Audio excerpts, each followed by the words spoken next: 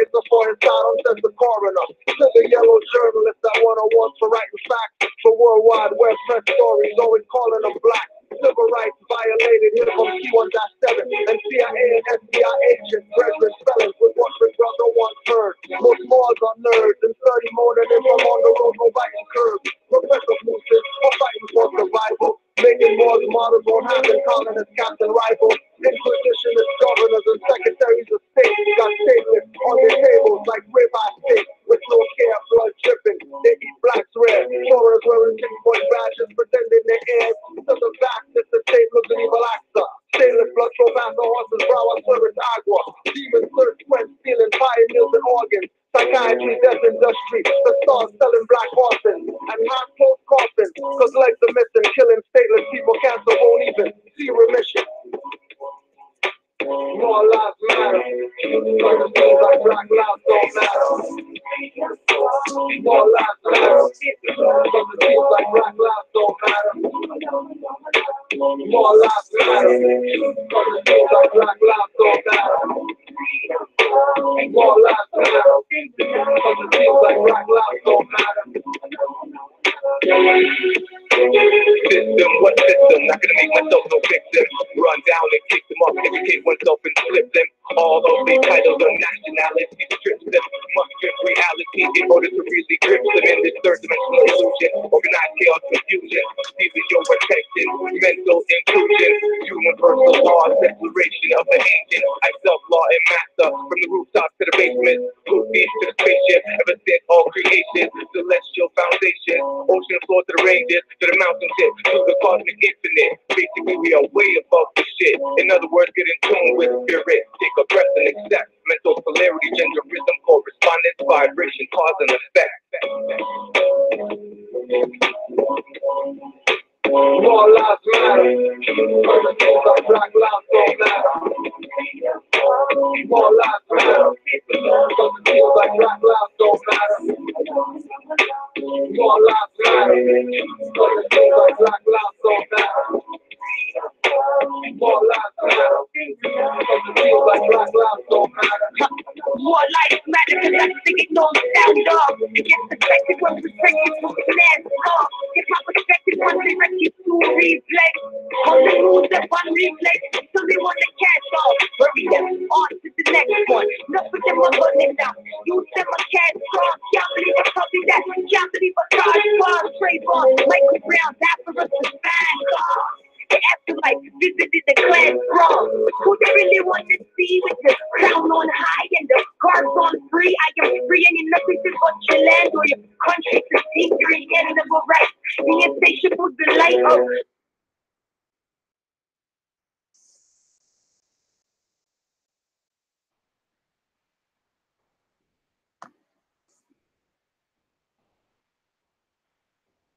sounds like they're playing Games, games. Morris.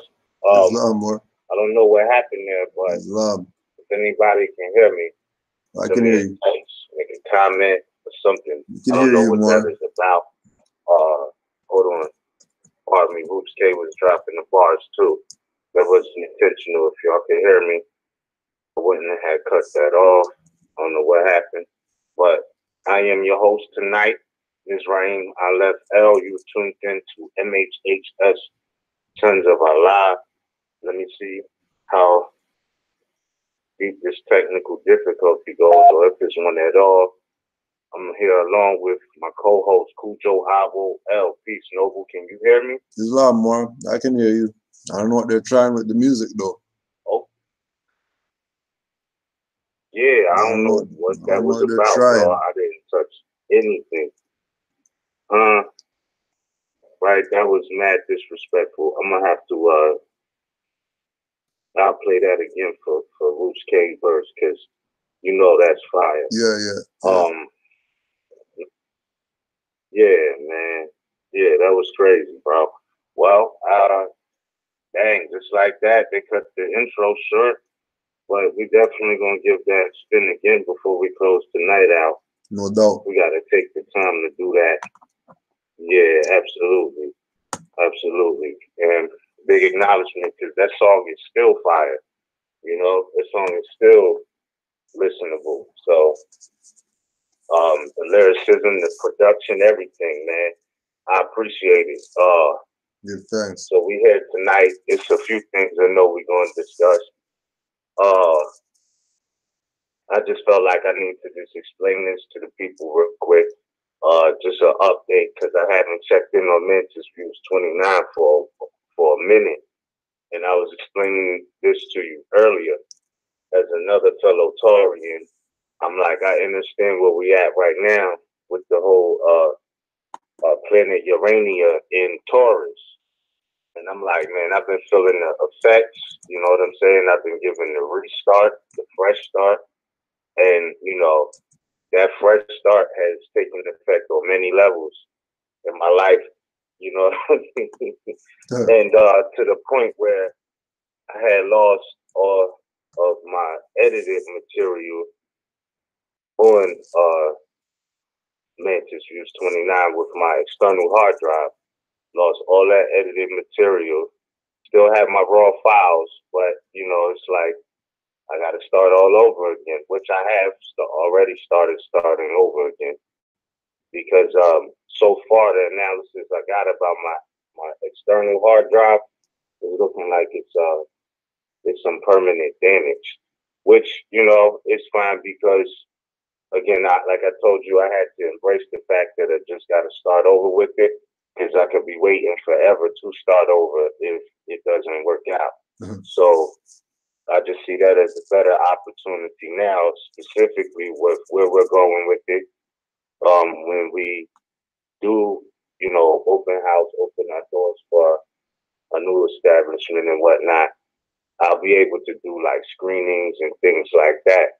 So I'm looking at it like maybe that material was meant for that time, for this time, you know what I mean? It wasn't meant to go out like that.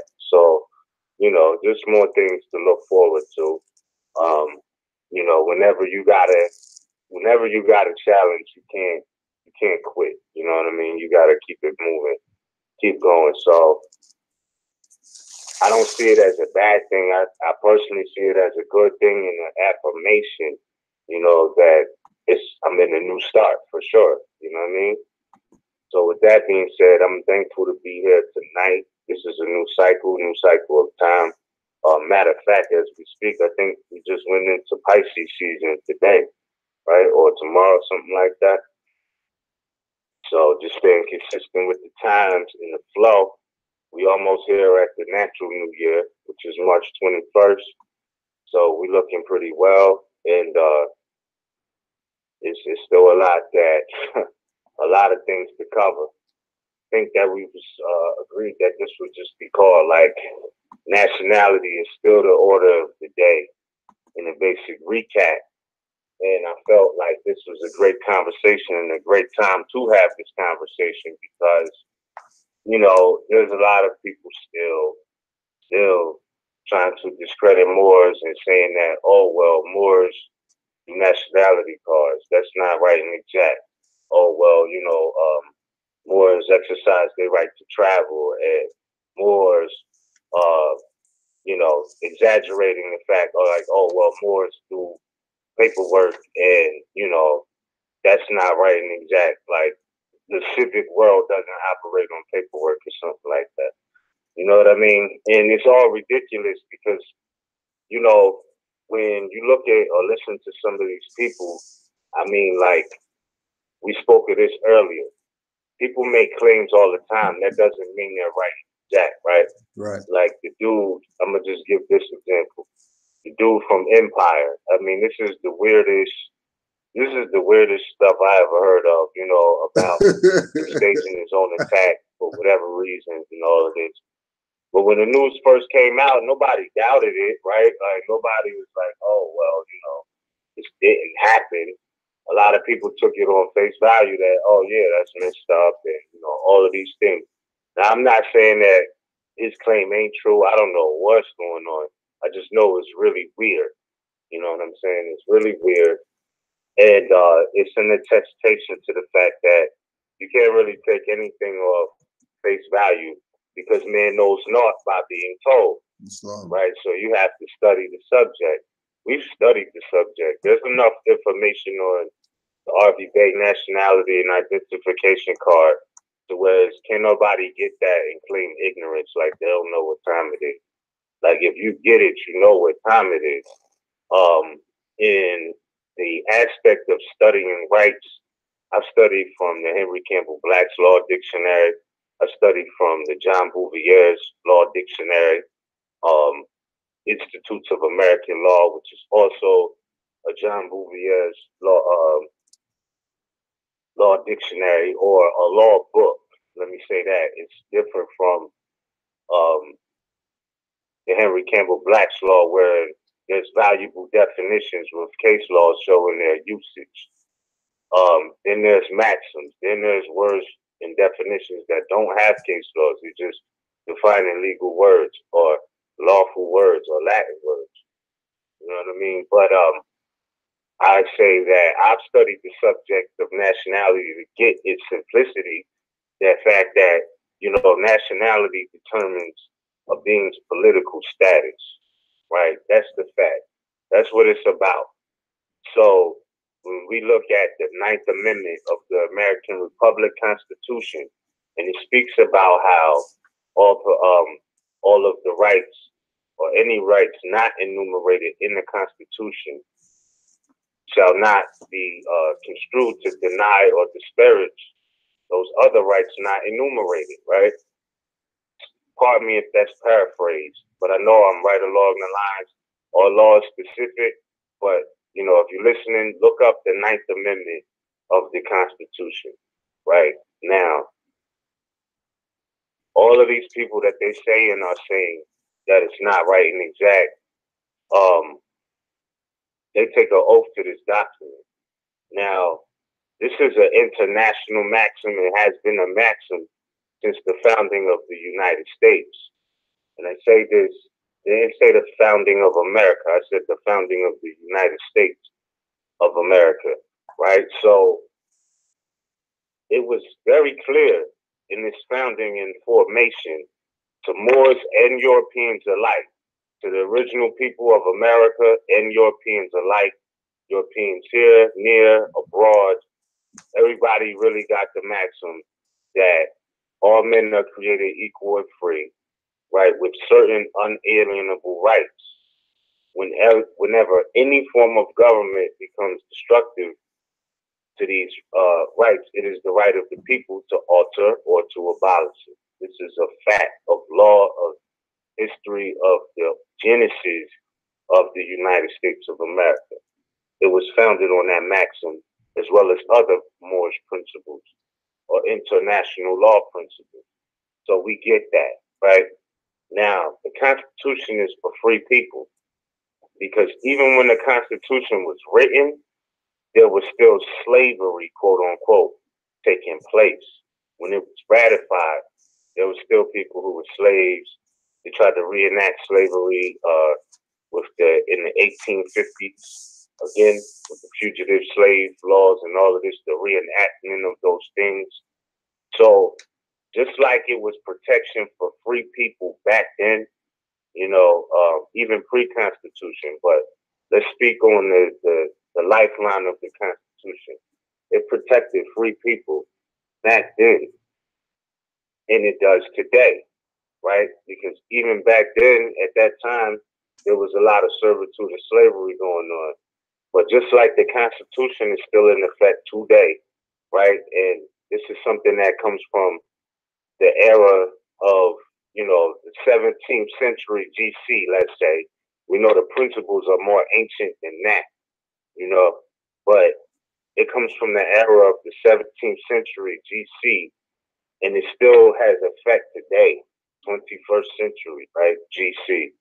So what I'm saying is, when people be like, oh, well, those laws are old and all of these things, no. You know what I mean? There's still laws in effect from centuries ago. They were never repealed. The Constitution was not ever repealed. Not constitutionally, it was not. Do they ignore it? Do they violate it? Yes, that's why it was put in place, because that has been going on. So fast forward to the 21st century, we have technology, advancements in technology, Some people even say that this technology isn't new, it's old, which is understandable. I wouldn't doubt it. They say that there's nothing new under the sun. So it's a possibility that these things are old, these things are ancient. I wouldn't discredit that possibility.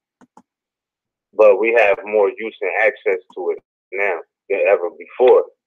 And with that advancement of society, of life, period, it doesn't mean your rights don't change. Like back in the day, you had the right to publish. You know, of course, they didn't want those who were enslaved, because the advantage over mentally enslaved people is the ability to get an upper hand on them mentally, because they don't know.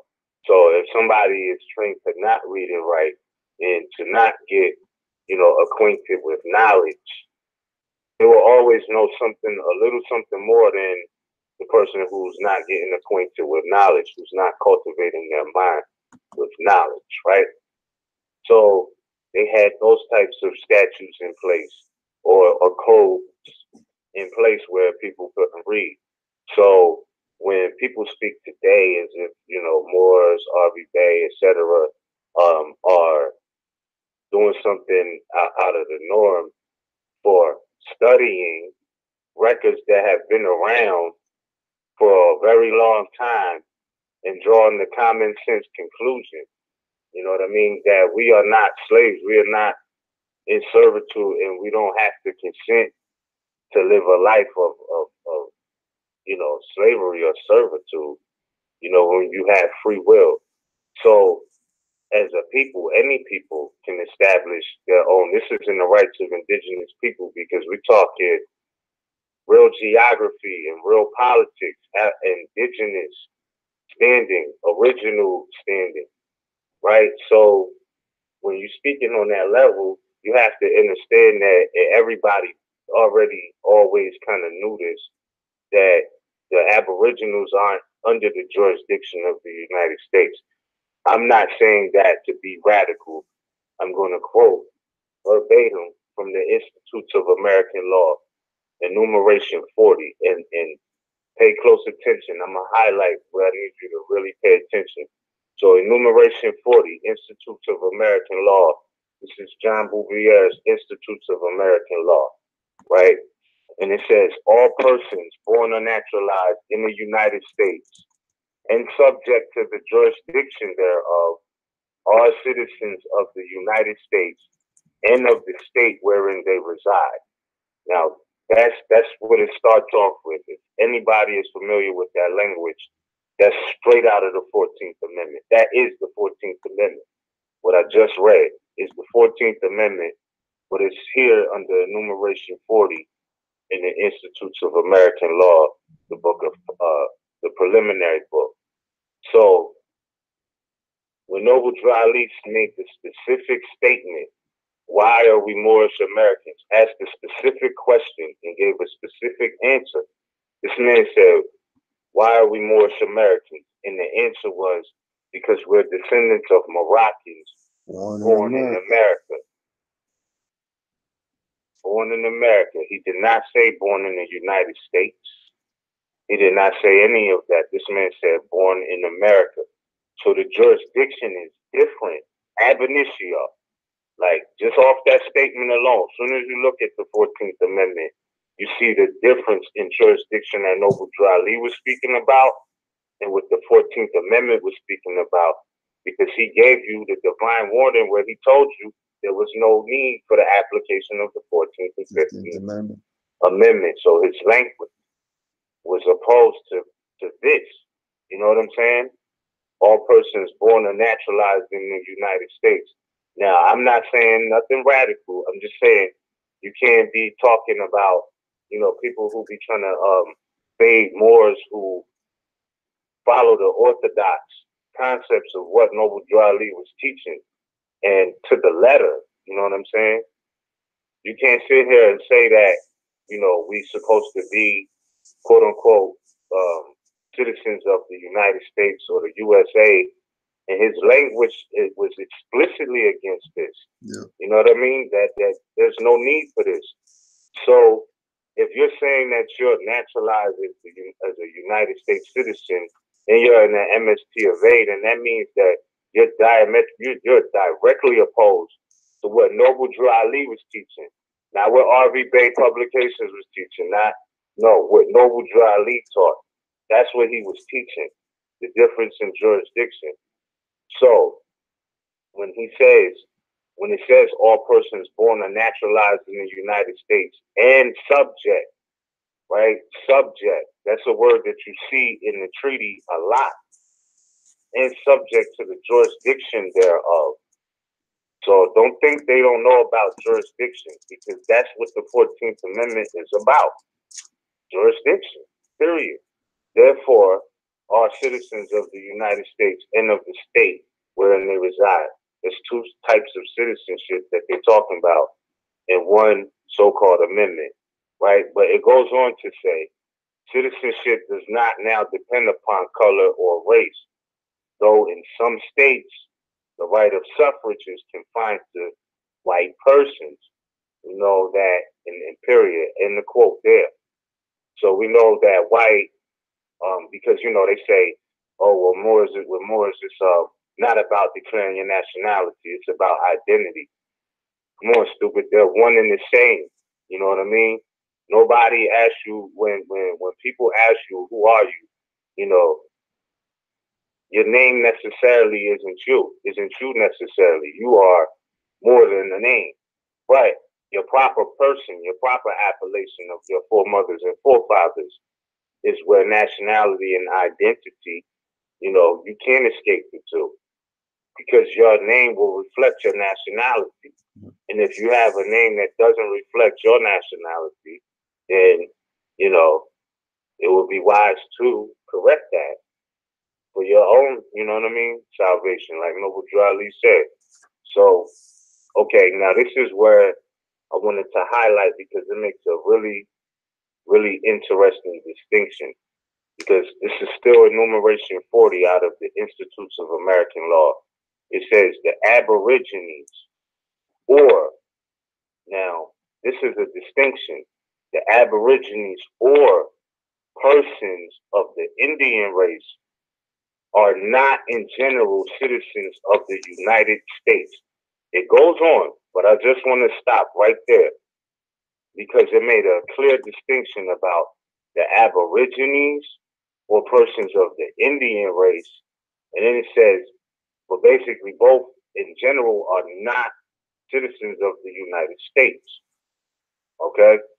So let's say that, the Indian is the brand name, and, you have Moors who want to now claim to be Indian, etc., and they claim that Moors are Aboriginal, Moors are indigenous.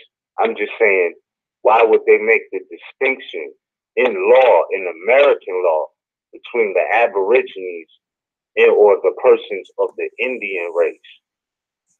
You understand? Because they say, well, Noble Drew Ali, why nobody mentioned that Noble Drew Ali's mother and father were Cherokee, etc.? He went beyond that. Cherokee is a very modern word, and they have already came out with the reports about pieces of Africa being found up under Florida, Georgia, North Carolina, South Carolina, etc. And those are colonial names. But the natural geographics is saying that, no, this soil is the same soil as so-called Africa today, which leans back to what he was telling you about that ancient state of mind of your foremothers and forefathers. Before the land split, his people was already there. So the people that you're saying, they're not Aboriginal, they're not original here, they're from Africa, and they don't have no claim there. They could go back home, but it's like, in the ancient historical sense, it was all attached. Before it was a Cherokee tribe. There's many tribes. You know what I'm saying? It's specifically in that region. So if everybody's claiming all of this, Cherokee, you know what I mean? Then you got some knowledge to knowledge, because you really got some knowledge to do, because if you claiming you Cherokee and from the southeast portion of North America, then you should know what the survey of the land is, what the analysis, what the conclusion is. They're saying that the land that you claiming you from is actually African land, quote unquote. So you need to get in tune with the knowledge, wisdom, and understanding, which is life, because you know it's something more ancient that was going on there. You know what I mean? Than what you just think you claiming as far as modern Cherokee and federally recognized Indians and all of this. You know, it's deeper than that. So when he was talking about being Moors, right? And you do the knowledge present day that so-called Africa was attached to North Carolina, why wouldn't it have been Moors? It was Aboriginal indigenous to North Carolina. So, North Carolina is a company. But that part of North America that's now called North Carolina, South Carolina, so-called Georgia. So-called Georgia, if you ever go to the Library of Congress, was about 3-4 quasi-national domiciles. Big, bro. You know what I'm saying? And there was no European in sight until 1732. So I'm just saying that to say that you look at the Aboriginal people of that area, these were Moors. Moor means any brown-skinned person. You could do the knowledge in J.A. Rogers, Sex and Race, Volume 1. You could do the knowledge in Ancient and Modern Britons, Volume 1 and 2. You know what I mean? Where they tell you Moor means any dark-skinned person or brown-skinned, and you look at the definition of American, it's one and the same. So Moors are Americans. You know what I mean? So when they say, oh, well, Moors' nationality card is not good, Moors are using their nationality card for many civic purposes with no criminal intentions, and things work out because the intent is right and exact. You know what I'm saying? I was telling you this earlier. I just ran into a brother I haven't seen in 12 years because he had to do some time for manslaughter. And I just ran into him on Tuesday. He's home now. He's home after doing 12 years. This is nothing to celebrate about him having to do that. But I was saying the reason is because he had to do it. So he didn't get charged for murder in 25 years and things like that. Is because he had to do it. So the intention why you do what you do is different than just doing it and saying, oh, that's what they're doing. You know what I'm saying? No, it's an intent with it. You know what I mean? We're establishing the fact that we're still here, operative in present day civics, because, you know, people be like, oh, well, you know, the driver's license, that's the legit identity, and you need these things. And we looking at the real politics in real time, and it's like, well, if it was so legit and it was actual ID, what would inspire them to have to come up with a real ID act? Right. That implies that one of these, you know, the IDs they had weren't real. They ain't forcing the Aboriginal indigenous people to change their IDs. They're forcing the states, the corporate states, to change them. So those identifications are the ones that are not legit. Why? Because they don't have a nationality on them. And for us, we don't, you know, we stop at, or don't stop at, but we recognize being the Americans, but we're not no American Indians. And anybody who's telling you that that's what you should be claiming, American Indian, is not always right and exact in that regard. They say, well, Noble Dry Lee didn't touch on that. He was Cherokee, and Cherokees are Indians. No, he did touch on that when he explained the fact that, you know, when he referred to those Asiatics of America who were of Moorish descent. You know what I mean? So they ain't Indians, they Asiatics, you know, and they were still of Moorish descent. Hence is why we call them Moors. We are Moors, Aboriginal indigenous. And in the book, Ancient and Modern Britons, Volume 2, you know what I mean? They say in there, the fact is scarcely worth noting, but the people of America were referred to by the early writers or the early settlers as kings, dukes, emperors, Moors, and Indians. referred to indifferently as Moors and Indians. So, you know, it's been documented for centuries that, you know what I mean, Moors are original here. Indian is the brand name. The National Geographic says so when they tell you that Florida was, you know, pieces of Africa were found on Florida, North Carolina, Georgia, South Carolina, all these quasi-national domiciles. You know, so when Noble Drew Ali said we're Moorish American because we're descendants of Moroccans and born in America, you know what I mean? Moroccans been in America prior to the land splitting off. So the selfishness of you to act like, oh, well, you know, Moors and Berbers and Iberians and, you know, they had no place here. They have a home to go to. And it's like, come on, bro. Like, you obviously don't know about territory. Exactly. You know what I mean? You don't know about the history of or the chronology of this planet Earth.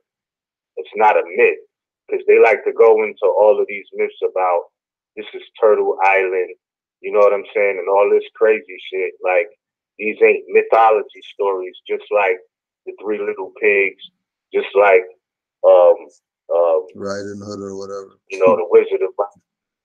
Yeah, all of these things are mythological stories.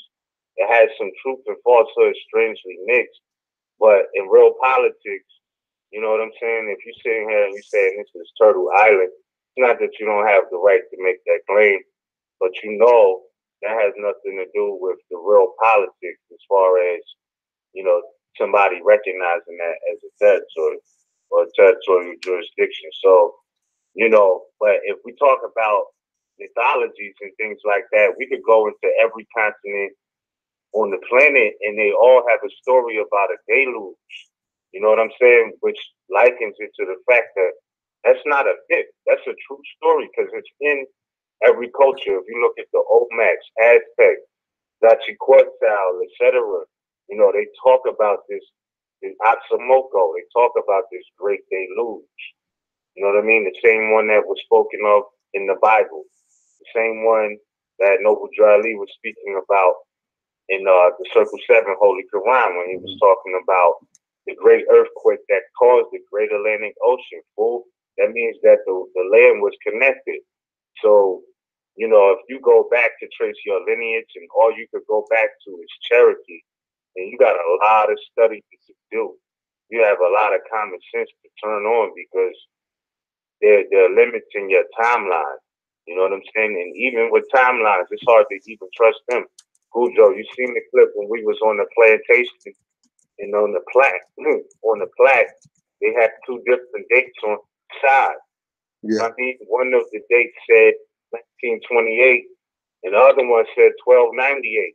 Mm-hmm. So it's like when you go back in time, you want to avoid time warps because who's telling? You know what I'm saying? Who's counting anyway is what they say, right? You know what I mean? I've been here for a while, but who's counting anyway? That's how they play. So it's like when we look at the timeline, you know, understanding time is an instrument that we created to measure or chronicle events. You can see that it had a different form. The earth had a different form than it did right now. It's just the same thing, broken off, lands underwater, water above land now. Land above water, etc. So yeah, man, that's a key component to understanding how Moors are original here. You understand? Can't forget that. Islam, the earth wasn't always like this. He throw this out there too. Drew Ali in time. Allah has sent us a prophet and sent him in time with a holy message which is divine. He came to let the Asiatic of America know that they are of the ancient family of the Moors. His spiel was to Asiatics first. Why? Because they have been sinners since their departure from their forefathers' religion. O sinners, why don't you hear the soul of Islam ringing in your ears? The Prophet has said that if I were you, I would get ready before you are made to do so.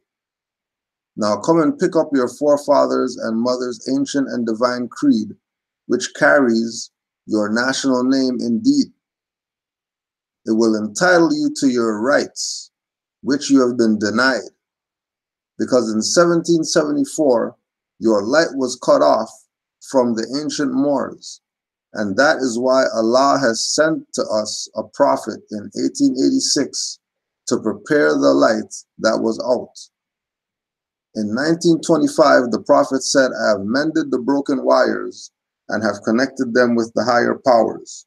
So come on, Asiatics, don't you want to go? We are marching on to Canaan. I used to think that it was a city in the sky, but now I know it is here on earth. Don't you want your share? So there's no share if you're not honoring your foremothers and forefathers. And for people to take the nationality presentation that Noble Drew Ali brought and try to discard it and claim that, oh, whatever Moors are talking about, that's religious or whatever, lets you know that people are off. Because in his own words, he tells you that the divine creed of your foremothers and forefathers is what carries your national name. That's how you're even getting to it, which is again why he said this is divine first. Because if you're not lined up spiritually, forget nationality working. It's not going to have any effect if the individual has not prepared themselves spiritually to house the idea of being a national or having a nationality or we are a nation. Now, those are ideals. Those are places mental that you have to be lined up divinely in order to be in tune for nationality to be something. For nationality to really be something, for us to not have to say it's the order of the day anymore, people have to stop just looking at nationality on its own, which is where everybody else who's not claiming that they're Moors, but they're everything else, is why they're stuck. And they're holding everybody else up. Because they're still playing 15th Amendment games when Drew Ali abolished that in the 1900s. Well, he's still talking about that. He demolished civil rights, statelessness, certain things that are still around today that are the reason why our people are suffering. Noble Drew Ali took care of. Because like it was said, he was sent to us to receive his message first. Because we were the sinners that fell away from our ancient foremothers and forefathers' way of living. And we want pig feet and stuff like that. We were lost. He brought us back. He put us right back on course. Gave us all the buildings and everything that we would need. So don't let it deter you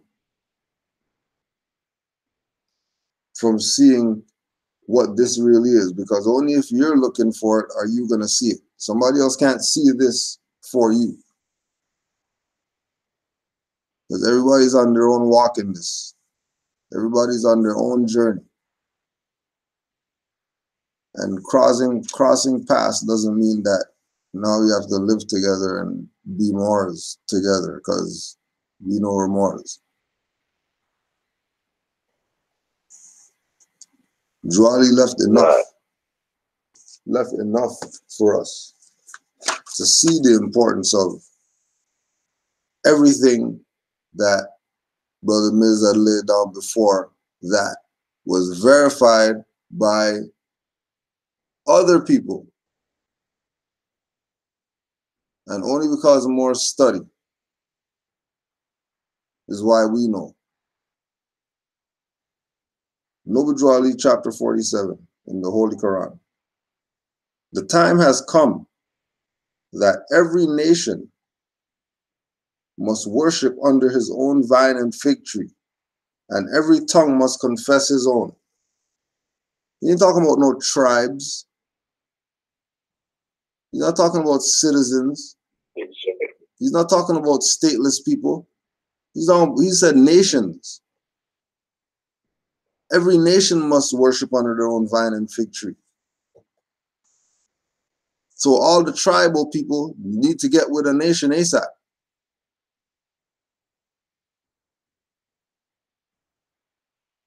Yes. It's like when they have lockdown, when they're doing lockdown at the school. And once lockdown goes down, it doesn't matter if that's your class or not. Find a room, get in there. No walking up and down when there's lockdown. You know what I mean? And then anybody else who is in a room, make sure you check the hall, make sure nobody's in there. And if somebody is in there, pull them in your room.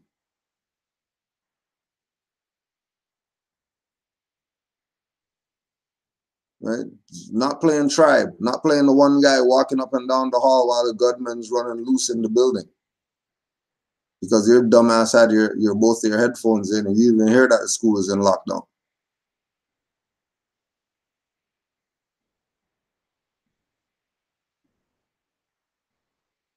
Right. Find a nationality. Skipping through the hall. Yeah, claim something. Don't claim a fiction, because there's enough quality nationalities that you could claim. If no one shall be deprived of a nationality and you have a right to change your nationality and all that, then don't get mad at Moors. Claim something else then. You're mad at Moors. Well, I don't want to be Moors. Okay, well, be Ghanaian. Be Nigerian. Be something. Claim something. Don't talk BS about us, but then you're stateless. Through sin and disobedience, every nation has suffered slavery. Every nation learned from their sin and disobedience a long time ago. We're the only ones playing around still. Everybody got their slavery and got out of it because they realized that they put themselves in that. By being disobedient to their national standards.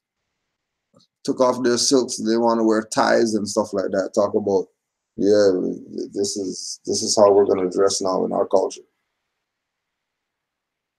I mean, you're wearing a tie.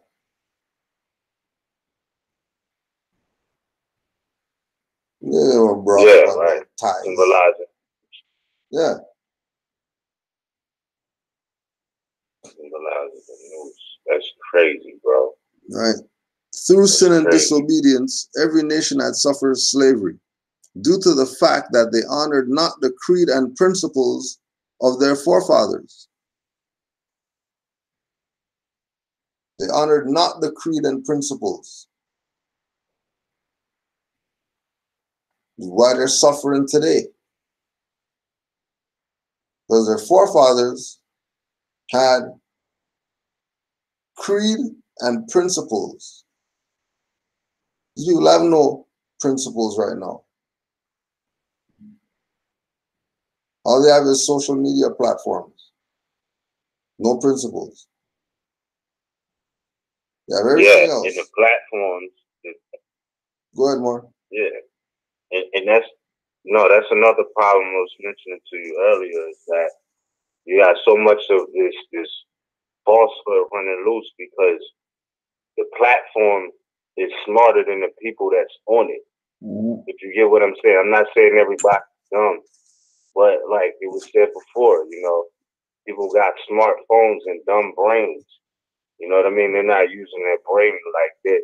Like, you know how when you get a new phone and you go to type a word and the phone does the autocorrect because it thinks that it's smarter than you. You're not supposed to be typing words like that. You know what I'm saying? But when you utilize the language a certain way through text and whatnot, it'll autocorrect because you're smarter in that regard than the average person that's going to be holding the phone. That's not to be braggadocious. I'm just saying those who know that. And you be like, yo, why is this phone thinking that it's you know, thinking for me? You know what I'm saying? Other people be like, yeah, I didn't even have to finish spelling it. But you know what I'm saying? It's an attestation that these phones, or what they call artificial intelligence, is thinking human beings. So anything they punch in, you know, it's more than likely in their mentality going to have more credibility than what they know already, because there's no faith in that. They don't know. You know what I mean? So they have to get their source of information on Facebook, Instagram, things like that. And I'm not saying that's bad. I'm just saying that, you know, you got to remember there's a class of Moors who were studying, who have studied this subject before people was doing it on YouTube, Facebook, Instagram, or whatever. There's a student body that still exists who put it in already with books. You know what I'm saying? They fell rice paper and gold leaf paper you will never see on Facebook. So I'm saying that to say that you can't discredit all of that research, and you can't be mad because everybody's not just throwing it out there. You know what I mean? So I'm saying that to say that, you know, you can't believe everything, you know what I mean, you hear on the social media. And those who study these concepts, these subjects, really, you know what I mean, you can't be deceived once you know. You know, you can't be deceived. So maybe those who didn't study, the ones who are flying on the phone and digital wave to get the information, I'm not knocking you, but you definitely got to do some textbook study if you want to get to the truth. Because as far as where we stand with it, we always give reference points for you to go study. Always. You know what I mean? For go study. So, you know, even those who are trying to discredit RVB, you hear them talking Aboriginal, Indigenous talk, all they're doing is flipping the narrative because they've all studied on RVB publications. So you know what's up. You can't tell me you study RVB publications website and the only thing you can walk away with is just the nationality card or paper. There's so much information to study. And if you did study it, you would understand that, you know what I mean, we are completely within this right to self-identify, through our own identifications, because we are our own nation. Especially, that's what it is. Especially if they're especially if they're claiming to be indigenous and Aboriginal or whatever. How you claiming? How you claiming that? You're claiming that they're Aboriginal, but they're denying us the right to exercise Aboriginal rights. Right, it makes no sense. You know what I mean? That's because they're not really about that life. You know. Yeah, they're not really about that life or living in that status. You know what I mean? And keep in mind, status also means a state. So, you know, if you claiming you Aboriginal, Indigenous, and all of this, it's not that it's not true, but Indian is not the proper name. And if that was the case, you know what I'm saying, then you definitely shouldn't have anything to say about any Moors being or living in their proper person or their proper status. I just gave you the references in the Institutes of American Law that the Aborigines or persons of the so-called Indian race are not citizens of the United States, meaning that what? We can coexist in our own jurisdictions, but we won't see that. We won't see that. So There you go. You got people who want to just be, they just want to seem as if they're right. There's no other top scholar. I'm this top scholar and all of this corny stuff. And they simply haven't did enough studies on the subject. Like, you know, I've spoken to people before and I'm like, yo, you know, read the book, Ancient and Modern Britons, if you really want to get a correlation between, you know, Moors in the Americas. And, you know, you still got people in the 21st century who's like, you know, judging books by covers. They like, oh, I don't got nothing to do with Britain. I'm not reading that book. Not understanding how much jewels is in that book. Yeah. You feel me? So it's like, for those who don't know, you know, only thing you can hope is that they see it for themselves with the reference points. If they want to judge the book by the cover, that's their foolishness. You know what I'm saying? That is their foolishness. But we know not to judge books by the cover, which is why we don't have a problem reading about books like, you know, titled Ancient and Modern Britons, because it's dropping your American history full wide, because your history, your people was all over the planet. America, so-called Africa, so-called Asia, Europe, you know what I mean? And everywhere we was there. So we don't look at it through a limited perspective like, oh, I'm Aboriginal Indigenous, so I don't need to study, you know, the history of the Moorish Empire in Europe because I'm Aboriginal Indigenous here. Like, are you crazy? How you going to know how they know you if you don't know you? You know what I'm saying? Because they know this information. Trust me, they study or they know. They got relics from the history of the Moorish Empire in Europe. You'll never see. You know what I mean? Like the relics are real low. That you'll never see. When you look at it like that, it's like they don't have to be convinced. They just have to distract or discourage or deny or disparage people their rights. Why? Because it will crumble, you know, their institutions. So I'm just saying that, you know, all of the false accusations like Moors are doing something they're not within their right to do by having a nationality card. Like that only goes for people who don't know themselves, who haven't invested any knowledge into their rights, no knowledge, no respect for the fundamental law of the American land, which is the Constitution, which lets you know that all political power is in the people, First Amendment, etc. You can't escape it. So that being the case, I'm like, you know, there's those who know, you know, they showed you in Django that, yeah, and I was explaining this to you earlier. I think I was speaking with my mom about this too, about the fact that it's like, yeah, okay, we get the fact that we're all the same. We're all Moors. We get that. But that don't mean we all on the same frequency or vibration. Why do I say that? Because like any other species in nature, you have those who live free, and then there's those who have been in captivity. So even at zoos, they got lions in captivity. But there's also lions out in the Sahara. There's mountain lions in North America. These things exist everywhere, but in their own element. So the mountain lion that's living free in the mountains is different than the mountain lion that has been caged as far as their life experience.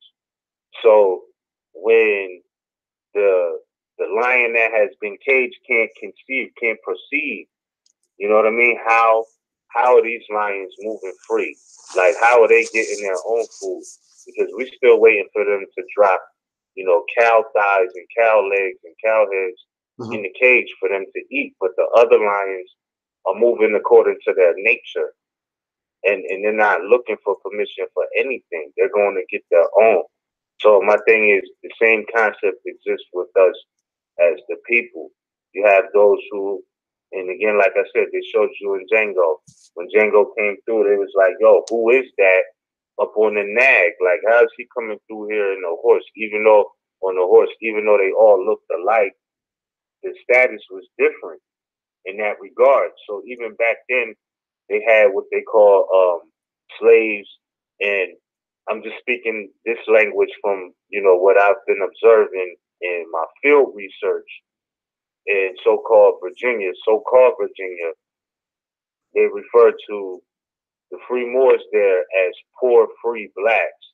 Mm-hmm. And then they make a distinction between poor free blacks and slaves. And we know we're not Negro, black, or colored, but their thing was to strip the Aboriginal people of their appellations and things like that to be branded as property. So It's they made a interesting. certain class of society called poor. No, I was just gonna say that it's interesting that you brought that up, because one of these Aboriginal whoever's had a video where they were talking about how they stopped calling them Indians and started calling them Negroes, and it was interesting that you know, with Drew Ali's lesson that we're not Negroes, which would really be Indian if you're talking about over here, because the brand names, yeah, the brand names have been, you know, stacked up on each other. And he was pretty much dealing with a lot of them, even just saying certain individual ones like black, which transcends, you know what I mean? Like when we say not being black or not being Negro, it transfers into different languages, it transfers into different cultures, which leads back to that same derogatory, stateless, you know, identity. But yeah, just how you said Negro, that just came to mind. Yeah, because it's true. It was putting that brand on free Moors, and that goes back again to even the Negro Laws of South Carolina. What was that? The 1700s, 1600s, 1700s, when they were saying that the term Negro applied to slave Africans, not free Moors or Egyptians. The free inhabitants of Africa or Egyptians. I mean, this is in the Negro Laws of South Carolina. You know what I mean? So it's like everybody knew back then you didn't want to be classed as a Negro, right? You got so many misnomers, and they still don't wake up to this over time. But it was Indian, right? Then it was black, Negro, colored, you know, African American, Afro American, all of these things, right? These were brand names. They keep making them up. Now they're saying sovereign citizen. All of these names is to basically tamper with your citizenship, if you will, or your nationality, to play games and keep you in a jurisdiction. That's really all it's about.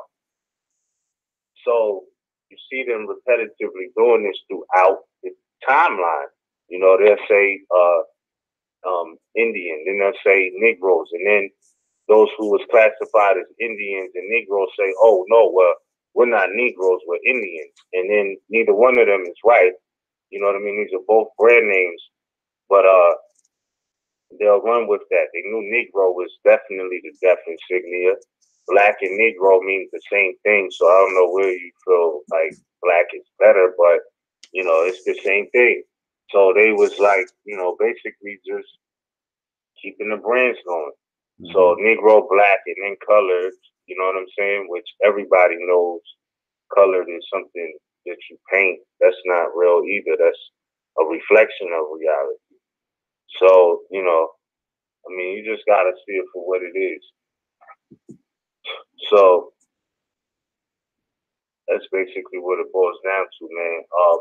But I say this again, Noble Drew Ali clarified it as far as the whole quote-unquote Indian concept when he referred to the Asiatics of America who are of Moorish descent, not Indian. And again, I just gave you that reference from Institutes of American Law. And before I yield the floor, I want to read one more from the Institutes of American Law, because they say all that nationality stuff doesn't work and all of this craziness, right? So let me get this right.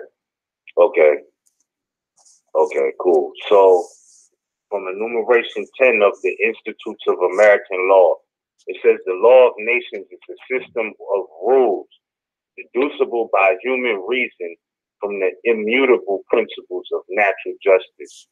Immutable is unchangeable, okay? It goes on to say, and established by universal consent among the civilized nations of the earth. The civilized nations of the earth, not the 5 civilized tribes of America. It says civilized nations of the earth, okay? In order to decide all disputes and to ensure the observance of good faith and justice in that intercourse which must frequently occur between them, or depends upon mutual compacts, treaties, leagues, and agreements between separate, free, and independent communities.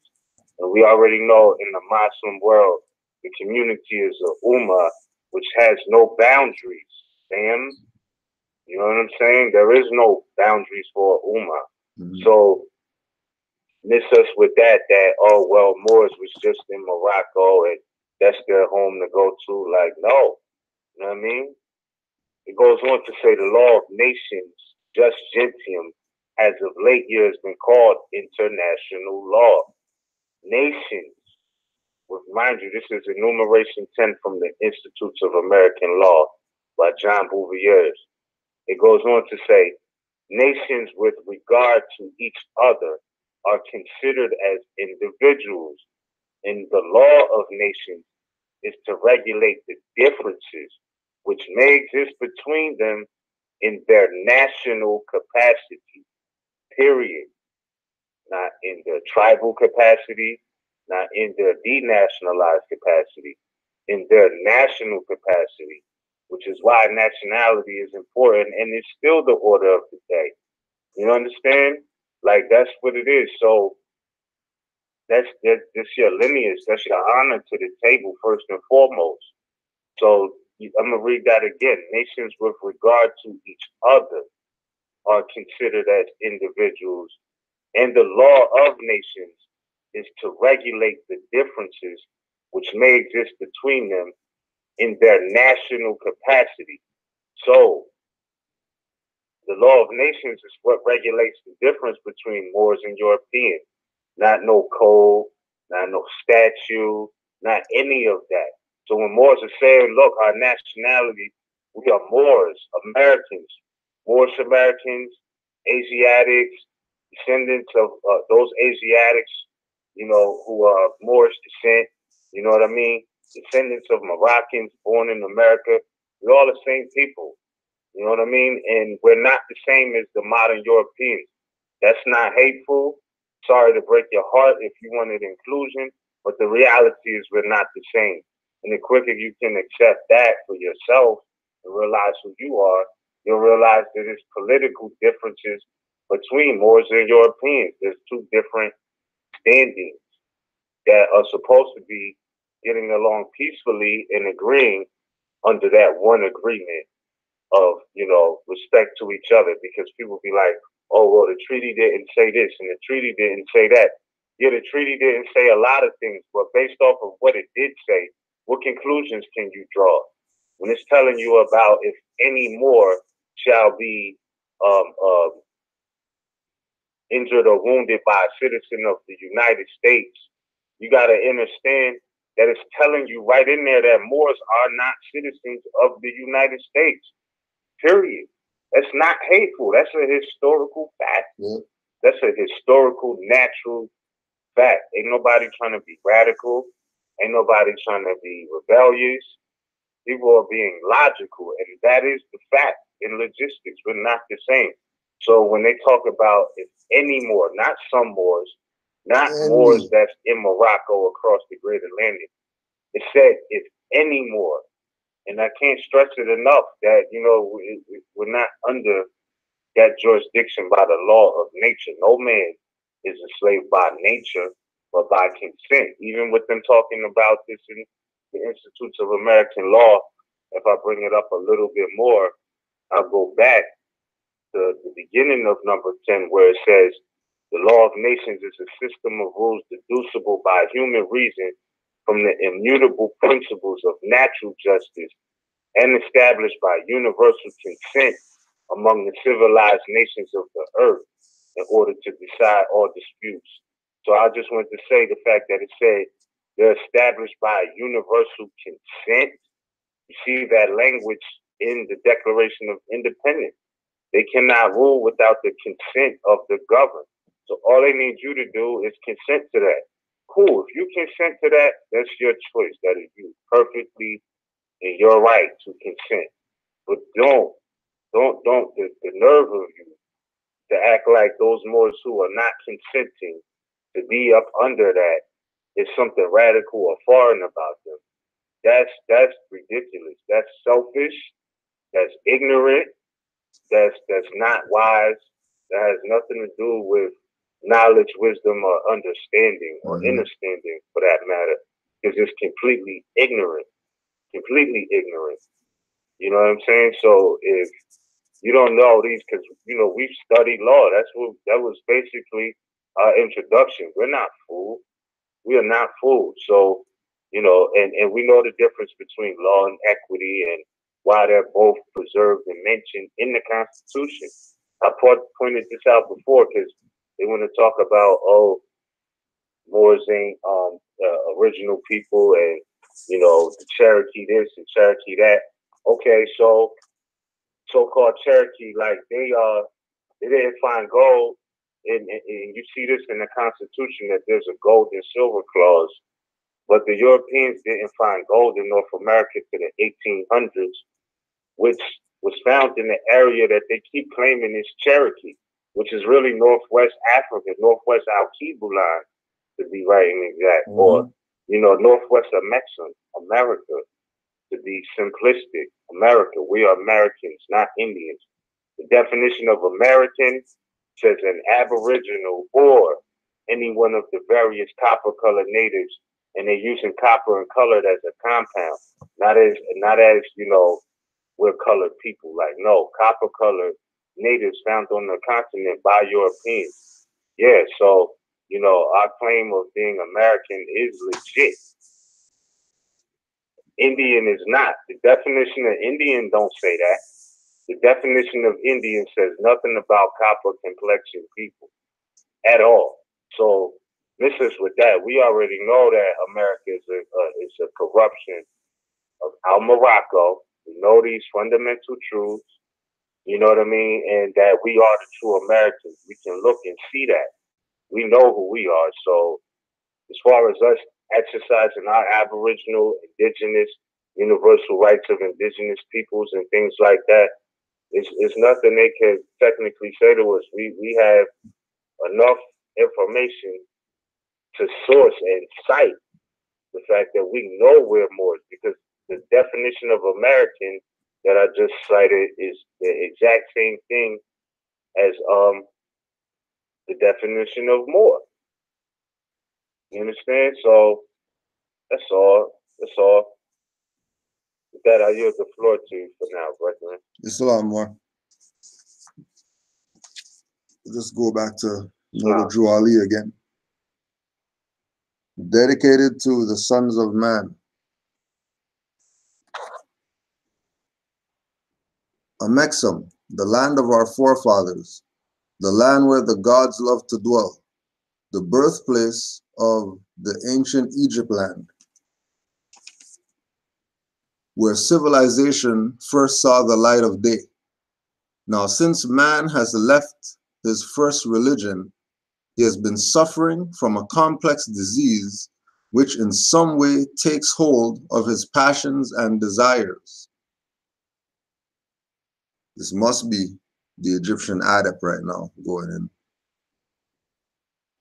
Now, since man has left his first religion, he has been suffering from a complex disease which in some way takes hold of his passions and desires.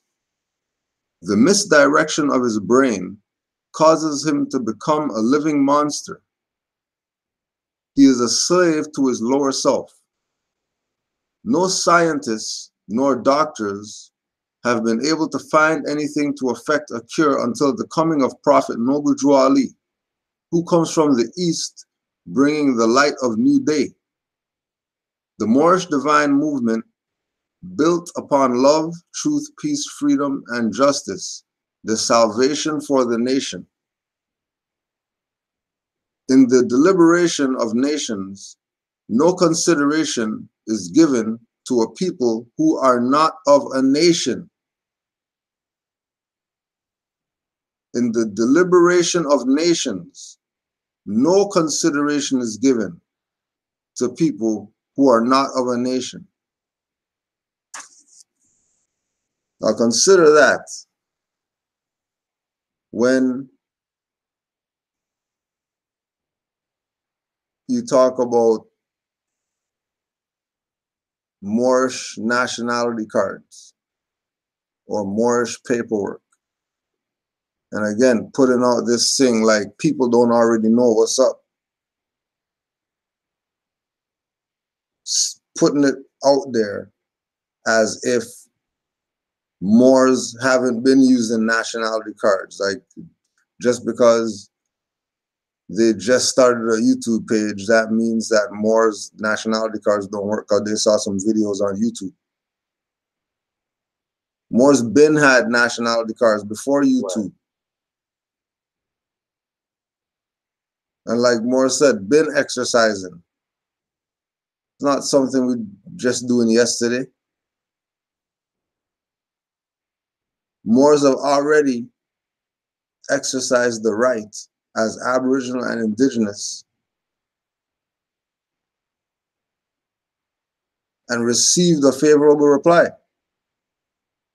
Just for the simple fact that they were exercising that right and they weren't playing Negro, black, colored, African.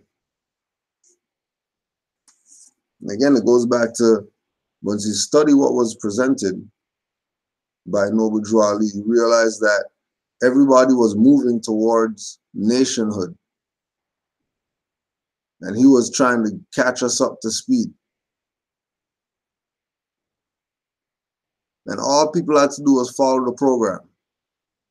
But no, they wanted to be pastors and Hebrews and Islamic nations and all these things that they're not.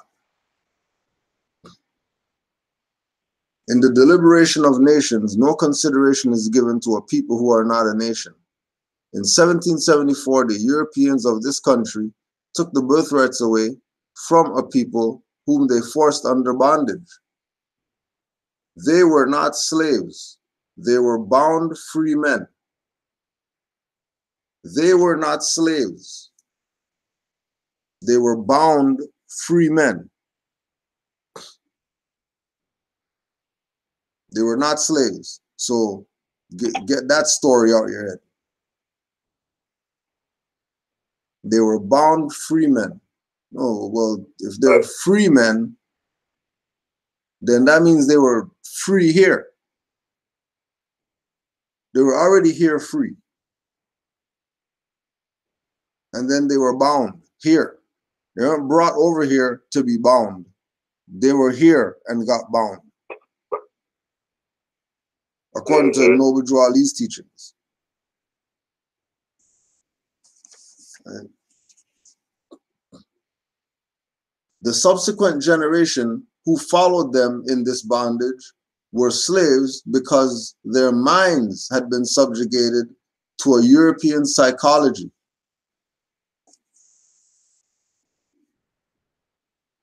So the bound freemen's descendants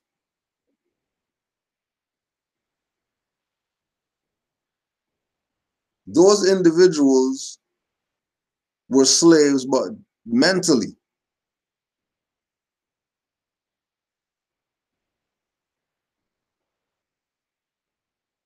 There's the physical that bound you, then there's the mental that bound you. The generations after the bound freemen were suffering mental slavery. He was saying that back then, before people even started talking about post-traumatic slave syndrome or whatever. He was telling them they had that in the 1900s.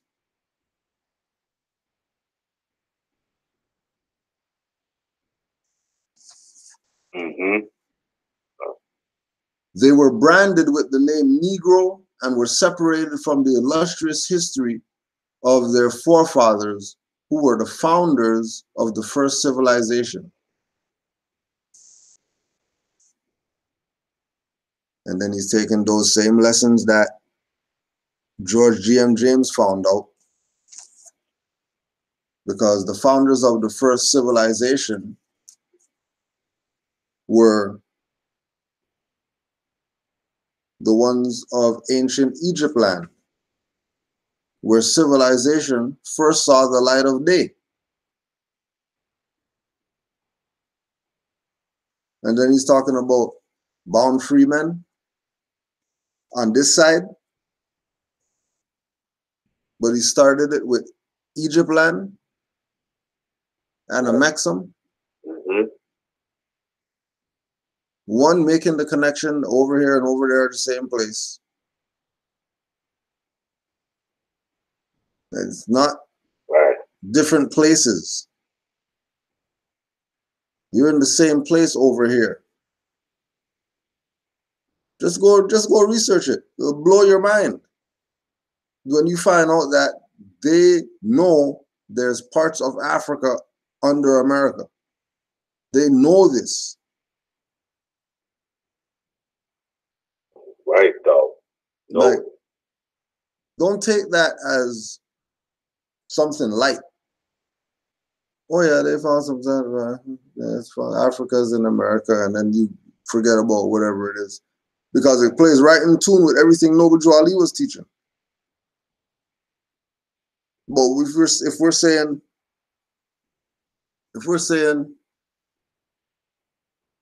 Egypt land, but there's places over here with names like over there, then Egypt land wasn't just over there.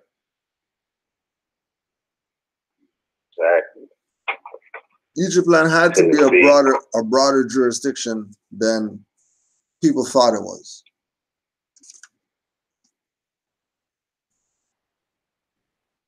Right. Nickname. When the forefathers of the Moorish Americans were first brought to this nation, they had a nationality and a name.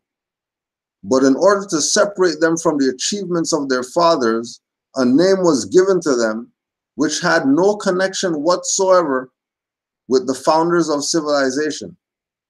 They were nicknamed Negroes. Today in this nation, there is no such thing as Negroes in this sense that they are called. Just why so many of the intelligent Americans will continue to cling to this nickname is hard to understand. Back then,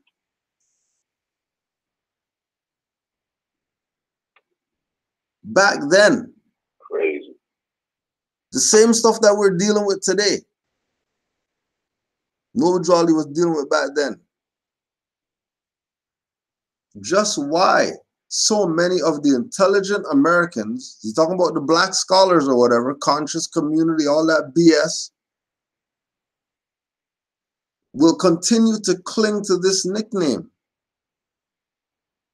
Just like the Aboriginal, Indigenous, whoever, yeah, you've been studying Noble Drew Ali for a decade, but he's Aboriginal. The hell you mean?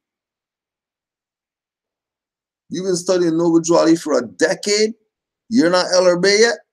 You have that mental slavery stuff that Noble Drew Ali was talking about. Because I find it, it was 2 days of me studying Noble Drew Ali and I jumped on this. 2 days. 2 days is all it took for Noble Drew Ali to convince me. People talk about they've been studying him for decades, they not Moorish yet? FOH. Good try though. Exactly. Good try. Right. Right. If you look in some dictionaries, you will see that the word Negro means a sly person, a coon. If this is not an insult to the illustrious history of a nation, there can never be one given. If you're not insulted by calling yourself or calling your people adjectives, then no wonder they'll kill you in the street or whatever. No wonder we're the ones that would always have the hard time. You can't even go get a coffee or whatever without people making up some BS. You can't even go to the park, have a barbecue without people calling highwaymen on you. Why? Because you want to be black, which everybody knows that's a sly person. That's a coon. Nobody trusts raccoons. People don't look at raccoons as they make a raccoon a pet. Raccoons are a problem.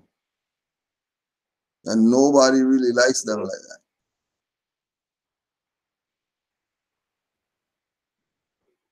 When you see a raccoon open something that has a cover that's supposed to close, you know you can't trust him. Yeah, they got like little hands. Like, they got little hands. How's a rat have hands? A big rat with hands, opening stuff. Like, I mean, opening stuff. They go nuts out here. Yeah. Opening, like the quote unquote city, because of the raccoons going nuts, opening stuff. They made special. Pause for the cause real quick, bro. Yeah, man. Pause for the cause, bro. The symbology of the raccoon. And you just took me back. You took me back, bro, because I know they always speak to us through signs and symbology in movies like The Matrix and things like that. Mm-hmm. I know you heard of Resident Evil before, right? Right. Yeah. This is this concept is zombies who got infected with something they call the T virus. In my studies, I just call it the troglodyte virus. These are the Walking Dead. Before it was a Walking Dead and all of that, it was the Resident Evil thing. But with raccoons, the whole thing was it was a virus that outbroke in Raccoon City.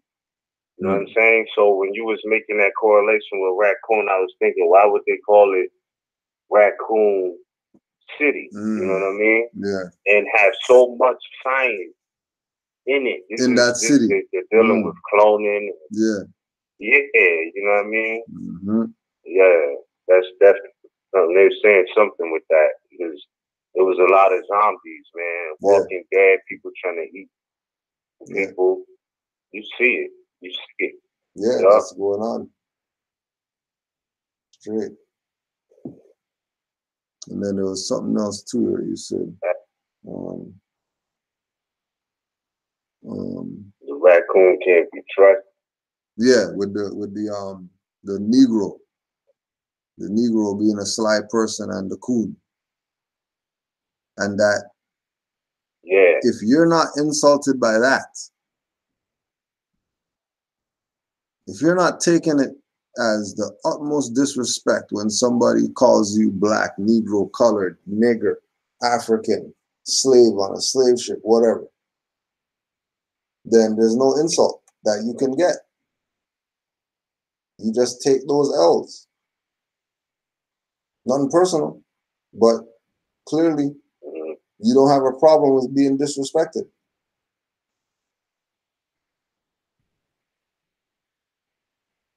Just as they have saddled on the Moorish Americans the name Negro, they have also given him a religion that was made to enslave him and stop his progress. And when we look at this time, don't think about some Christianity or whatever like that. Think about social media religion, NBA 2K religion, NFL religion, NBA religion, freaking McDonald's religion, whatever. Anything that people do religiously, is their religion.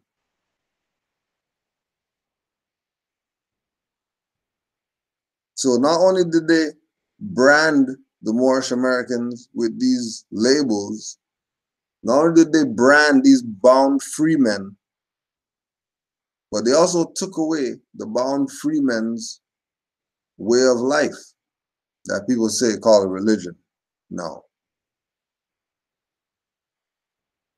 What do you have if somebody takes away your way of life? And then how much of a clown are you when that way of life is brought back to you, but you don't accept it?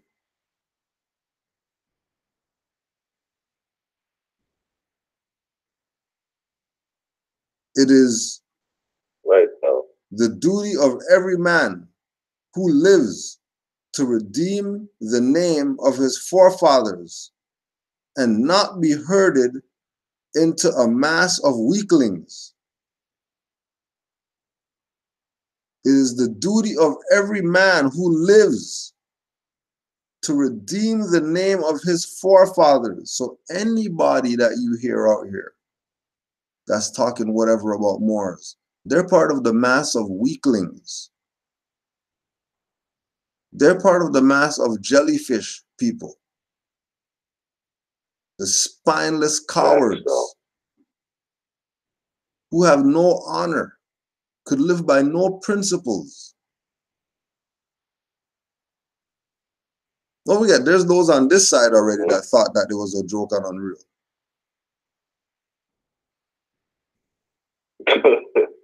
Right, though. Right? You know, but look at the mass of weaklings encompassing all of them.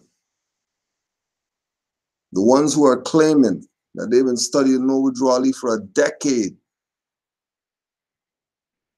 but they're not Moors yet. They haven't proclaimed their nationality yet. Those are the weaklings right there. The mass of weaklings. Absolutely. Stop referring to yourself as Negro, colored, and black, for you are neither. If you are men, American citizens, speak up for yourselves, or it will never be done. As long as you wear the clothes of another, live in the house of another, or depend on another in any manner, you are truly a slave to them. If you would be free indeed, you must seek the truth. What truth? You must know the truth of your nationality and the name of your people. You must not be a coward and deny yourself the personal rights that belong to every man.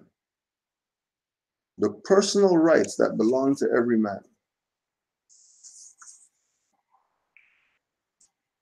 You must not deny yourself that. Because if you do, then it's on you. Because your dumbass wasn't supposed to deny yourself your right. You're supposed to start saying that you're a nation by now. You're still talking about your tribes of something. But nationality is the order of the day. Now, without a free national name, you have no true wealth. Okay, what you claim you got? The tribes are just fractured.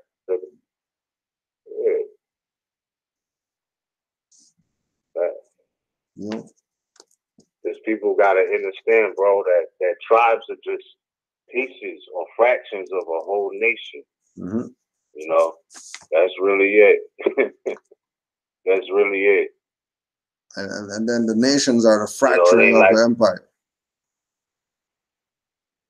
Yeah, exactly. Exactly. Because it's like only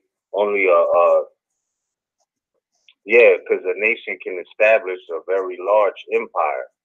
You know what I mean? So there's nationals all within the empire, you know, and that's the whole thing. No matter how many tribes a nation has, if you would, you know, all of those make up the empire, like you said. But it doesn't supersede the nationality or the empire, not the tribes. You know what I mean? So, because like, if there's an empire, let's say you have an emperor or an empress in the empire, let's just say that, for example. Well, that emperor or that empress still has a nationality. So the nation supersedes the empire, because the empire wouldn't be established without the nation. That's why I say, like, when you look at books like History of the Moorish Empire in Europe, you know what I'm saying? Like, they're identifying the national empire. Yes. Moorish Empire. Yeah. So, yeah. So the people is first before anything. That's the first temple. Like, again, I'll never forget when Sam Ra took us to the Library of Congress. This is written in the halls in the Thomas Jefferson building, that the only temple is the body of man in the universe. Yeah. So they can miss us with that too. Like, oh, you have to be in the temple. If you're not in the temple, you're not a Moor. Like, I don't know where people get the lines blurred that, you know, this is a choice. We're talking about a bloodline. It's the heads, yo. It's the heads that blur the line. It's the heads. Because they're the ones that are, you know, just like certain people are going to come out and put their fez on in front of people, and everybody's going to give him a round of applause because he put the fez on, and then they don't realize that they're giving you signals, letting you know. You're not, like, one more has to be relayed to see the importance. Like, what has to be done? Even Joali said, what you want me to do, kill you? Like, you brought your title, your nationality, your holy book, your flag, your fez, your turban, your button on the turban, your adat badge, your administrative, I got your grand sheik, your divine constitution. I brought you, what more you want? Everything was given to us to save ourselves. Because all that stuff's supposed to save a nation. So, shit, if that stuff could save a nation, then you probably should be able to use it to save yourself. Shouldn't be advanced like that. Because to try to save the nation with it, that's advanced. To try to save yourself, that should be nothing. Piece of cake. Right. Yeah. I mean, because even Arabic to Ross, hey, who they call Harriet Tubman, you know, she had to speak on this. She was like, look, man, I could have freed more people if they only knew they was, you know what I mean? She was trying to get off the plantation. You know what I mean? Like, they didn't believe they were slaves, so they didn't have no motivation. They didn't have motivation because they really believed that they was free. You know what I mean? Or didn't see that they were enslaved. Yeah. I don't know what it was, you know, but obviously it was what she said, that, you know, they just didn't. If she could have had them see the light, then they would have realized and would have been like, oh yeah, it's best to get out of this boiling pot. But outside of that, man, it's hard to convince them, because mentally, you know, if they could walk around the yard opposed to be shackled to the tree, they accept that as freedom. You know, that's leniency. That's not freedom. So, definitely not freedom. Yeah. Yeah. And going back to what you were saying, those was nicknames. So even in accepting a nickname or a name that's not yours, and he was like, for the life of him, he couldn't figure it out. Why was they doing this? Why was they clinging to those names and principles that delude to slavery?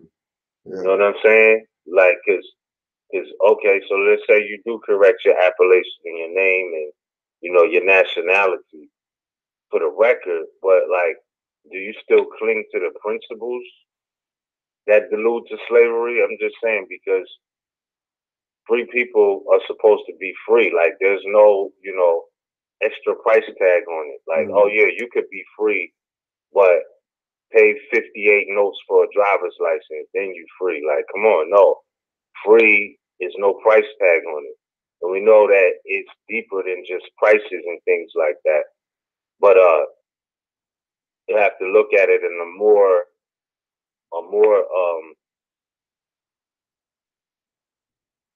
I would say a more mature way of understanding what freedom is.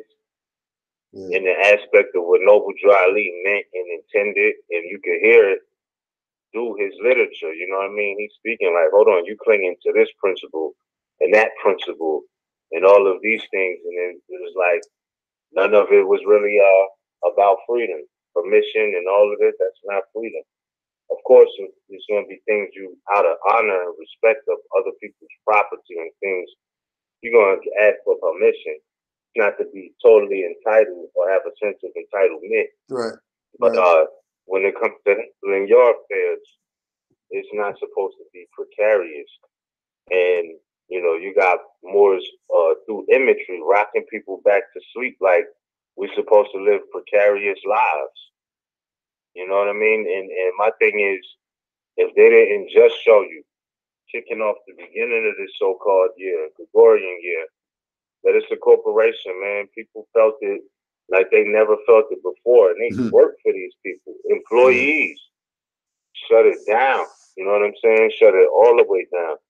So I'm just saying that to say that, you know, salvation is not outside of yourself. You know, Allah, God, etc. is a creative energy. And as the lessons say in the Circle 7, that the nearest meeting place is in the heart. So if you are the image and likeness of God or Allah, you know, you got to really see it for what it is. There is no external being that has real authority over you without your consent, as it says in the Declaration of Independence, going back to consent again, as it says in the Institutes of American Law, you know, without the consent of those civilized. I mean, they're established by universal consent among the civilized nations of the earth in order to decide all disputes and ensure the observance of good faith and justice in that intercourse, which must frequently occur between them, or it depends upon mutual compacts, treaties, leagues, and agreements between separate, free, and independent communities. I don't know where people is at with it. I just know that looking up the definition of rights in the John Bouvier's Concise Encyclopedia of Law, it goes right into all of these things that, you know, Moors are standing on as far as birthrights, nationality, you know, declarations, name corrections, and things of this nature. It speaks about this under the definition of rights in the John Bouvier's, where it says, and I posted this on my video, Mantis Views 29. It's a short portion where I was listening what it said about inalienable rights, and it was speaking about how the people have the right to communion in speech, letter, print, and writing, etc. So, you know, we the people, Moors or any people, you know what I mean, have the collective right to communion in speech, letter, print, or writing. So if we're declaring and changing or correcting our names as a collective, we are well as a people within our own right to jurist, you know what I mean, to do that. You know, slaves don't have anything to say. They won't speak with their own. Even if you look at different, going back to nature, I'm not comparing us to animals, but you know, it's just natural to be on the same frequency or the same vibration in communications, in speech, in writing. You see this with wolves, for example, speaking on the law of nature, because it's the only thing that don't change. And this is how we model civics in an aspect. Not that we're animals or 3/5 of man, but all of these are natural symbols of communicating a divine frequency. So you see wolves, when they howl at the moon, they do it together. You know, it's just a principle in nature. When we see something as people and we all can relate to it, we definitely have that right to communion in speech or to convey that thought. collectively. So I'm saying that to say that, you know, fall back if you don't know what you're talking about in law, because we're exercising rights, you know, not feelings, opinions. Ain't nobody know paper terrorists, you know what I'm saying? That's something that's crazy, you know what I mean? But yeah, so shout out to everybody who is on it and has done that. I speak with you, communion and writing, letter, print, signs, etc. You know what I mean? I understand it. And if you don't feel the same, like you said earlier, Cujo, just don't say nothing. You ain't gotta speak. You ain't nobody putting a firearm to nobody's head like sign these papers. You know what I'm saying? Nobody's doing that. So we are on that same vibration. So leave us alone. You know what I'm saying? And that's just where we at with it. We know our rights. You know, we're not gonna be mocked or deceived. You know, so that's all. That's all. It's the same principles from back in the day. They're keeping people in check, would you say? With, oh, you can't do that, you know what I mean? Because they're speaking down to slaves from that perspective. You know, they might talk reckless, but they know who not to do that to. You know what I mean? There's certain people where the vibration of certain human beings, of men, women, you know, Moorish men, women who are upright, independent, and fearless, they know not to even play those games. They know not to do it. So I'm just saying, when they look at people like their property, they create this blanket statement of, you can't do that because that's against this. You can't back talk to me, because they're looking at you like property. You know what I'm saying? And that has been a theme since the plantation. Certain people had to stay in certain areas. They would confine certain people to certain tasks and duties, and they couldn't do this and they could do that, but they had to get permission before they could do that. And then you had the free bowmen, like you said, at the same time, who were still free and did what they wanted to do. So these two classes still exist today, man. And I'm sorry to say, but it's the truth. Ain't nothing changed. You know what I mean? Slaves you have always heard the screams in the concerns of slaves and why they couldn't be free like other people and shit like that. Because it's been something that has been going on for a while, you know, and everybody wasn't in that status. Everybody didn't share that status. So there was always curiosities of why those who were enslaved couldn't do what free people was doing, or those who were mentally free, you know. Right. And I'll leave that at that for now, bro. You know. Did anybody in the thing? Hold on, let me check real quick. I did see a hand up. Yeah, definitely. We have a caller, the hand up in the queue. Caller 214-565. You're live on the air, fam. Are you with us? It's peace and love. This is Brother Abdul Malik Shakur Bay from the Texas Republic Territory. Nice to hear your voice, Miss Ram and Cujo, and y'all are definitely on the first ride. I give all praise due to Allah, thanking him always for our lesson, Prophet WID, thanking for those Moors and Moabites who are been divinely prepared and helping uplift fallen humanity and teaching our people that there are none of those things that have been labored upon them by our enemy, the Europeans. Great show tonight, fellas. And speaking on that, black people is the most misunderstood delusionist mechanism of that people as a nation. Still today, this illusionist nation is like a cake made of Maya, baked in Jew.it slave law and covered with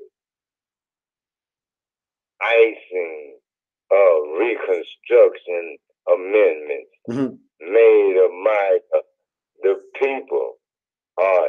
and the semblance of a nation, yet they are neither a people nor a nation, and divinely, legally, are naturally Negroes, black and colored people, as today the so-called African America simply do not exist. You will also find the evolving slave names of the Negro, blacks, and colored, and the so-called African Americans are not solutions, but designed to be the perpetually problem they continue to be. Since saying it loud, I'm black and I'm proud, has been the order of day since the 60s. Let us begin with the word black. Noble Drew Ali, as a master etymologist, talked to Morris in 1913 that the word black was just a word. Just that.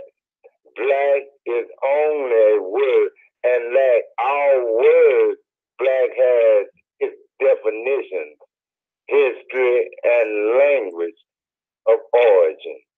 The main thing to learn here is black is not nor never has been a color. Black, but a word and adjective that describes a condition, state, status, or noun. Unlike nouns, adjectives cannot be what they define or describe a person, place, or thing. This is why Noble Drew Ali wrote in his questionnaire, Ayat question 87, what is meant by the word black? The answer he gave, black according to sound, means death.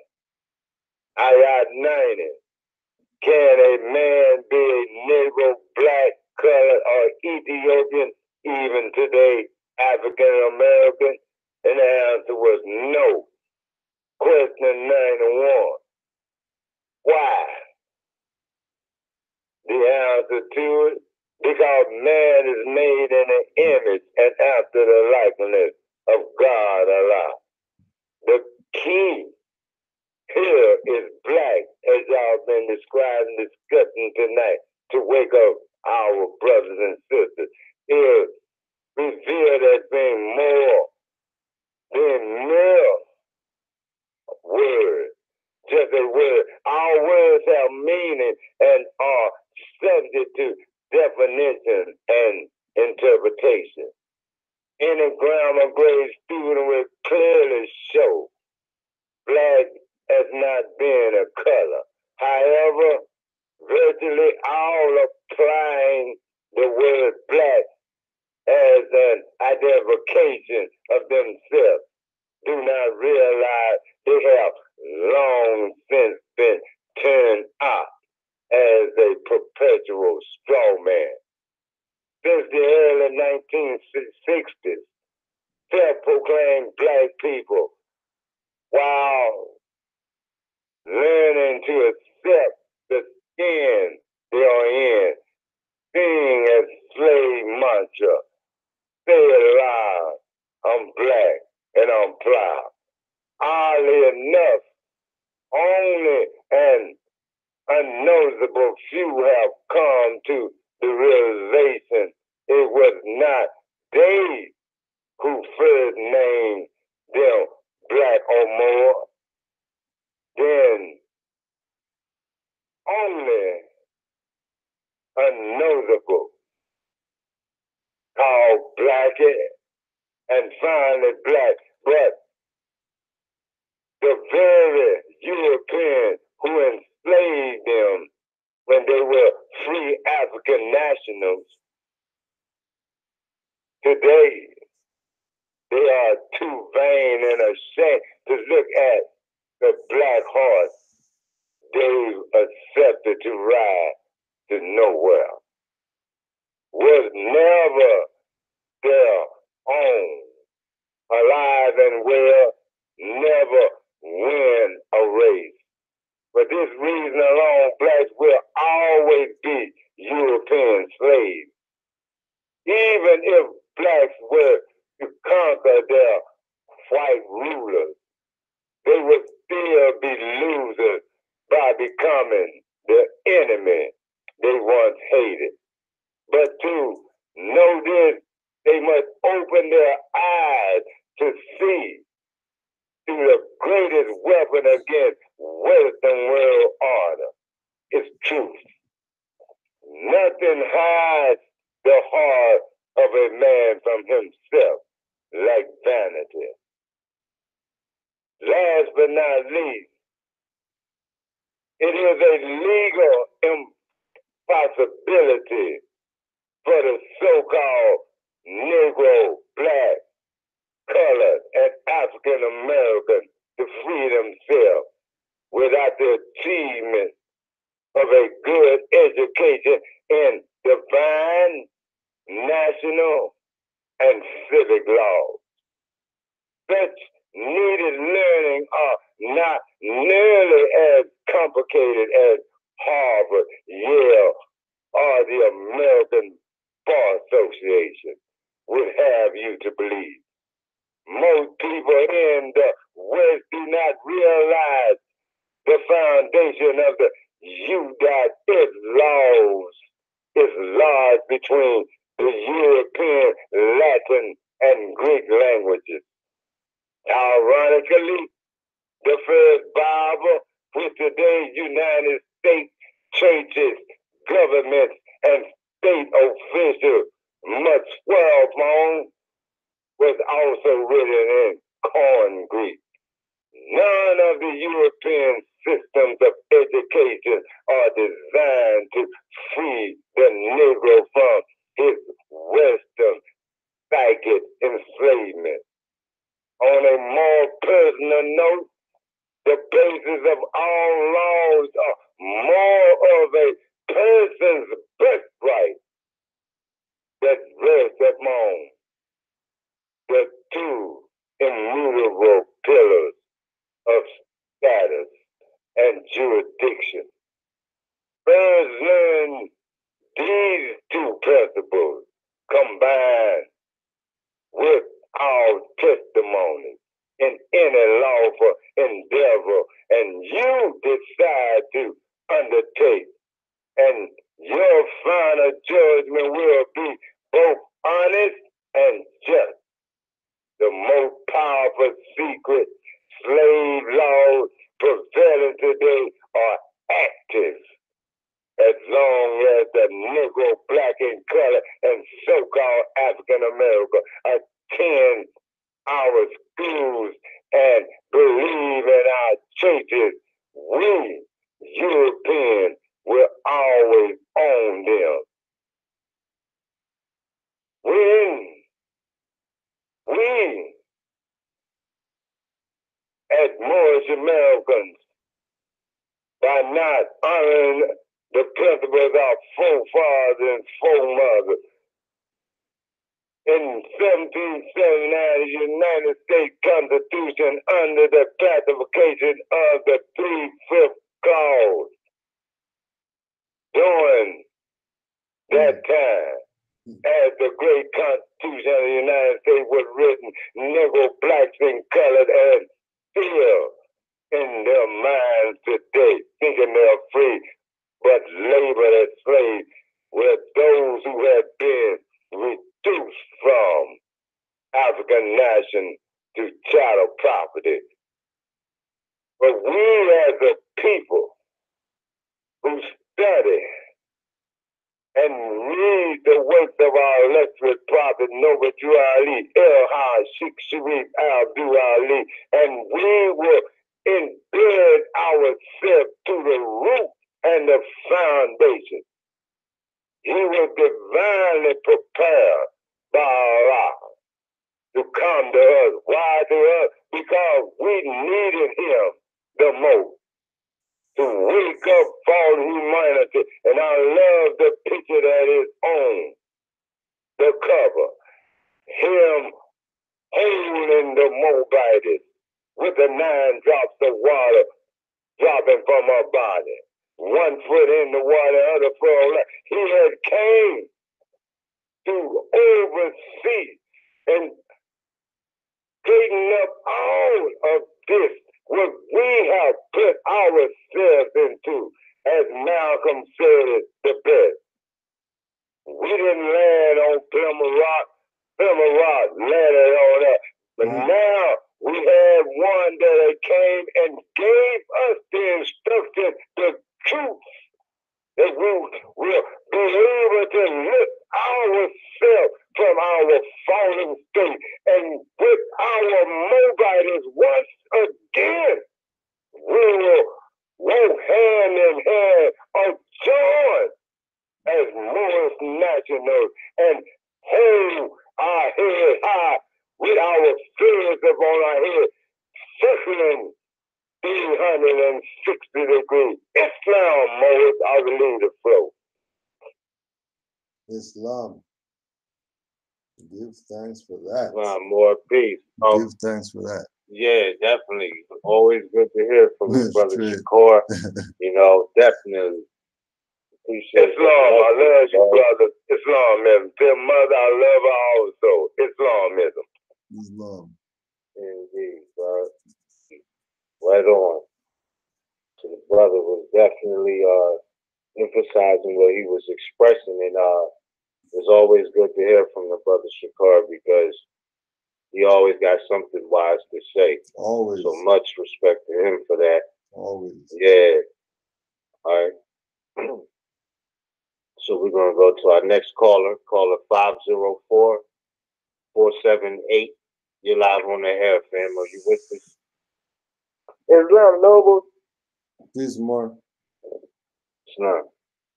I just wanted to make a statement. I had made a comment in the chat earlier. Backing up with Coolidge, based on what all of us were saying, period, about nationality is the order of the day. And I made a statement in the chat saying that nationality has always been the order of the day. And if you go into the Black Laws Dictionary and you read the definition of free white person, it states Phoenicians. So if you're talking Phoenicians, you're automatically talking about BCE. That's before the current era.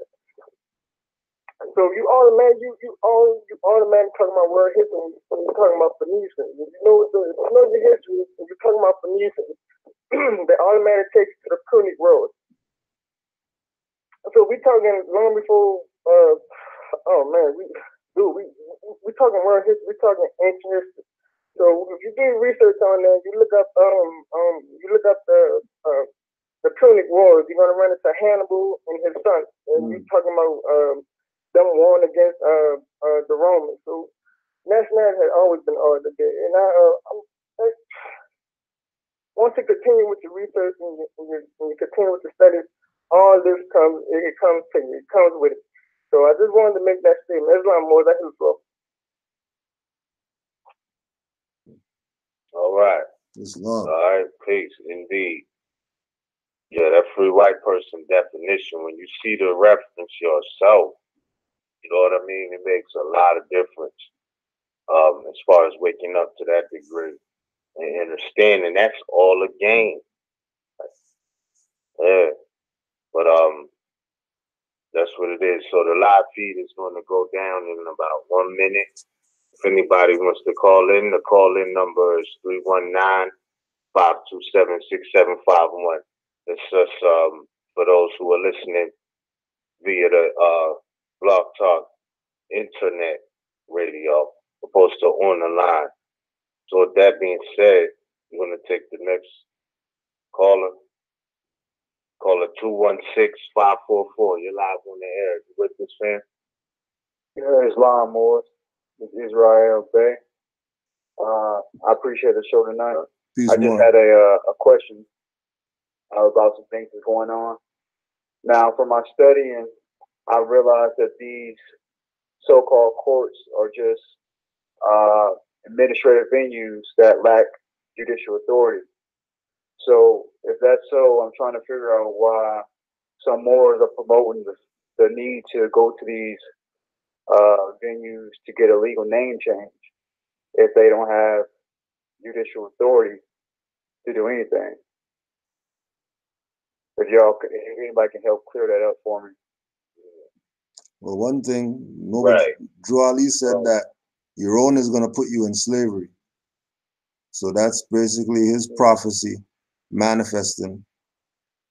If you had that experience, so you know how real it is that he was. This stuff is manifesting in 2019. Right. Stuff that he talked about 1919, he's talking about still in 2019.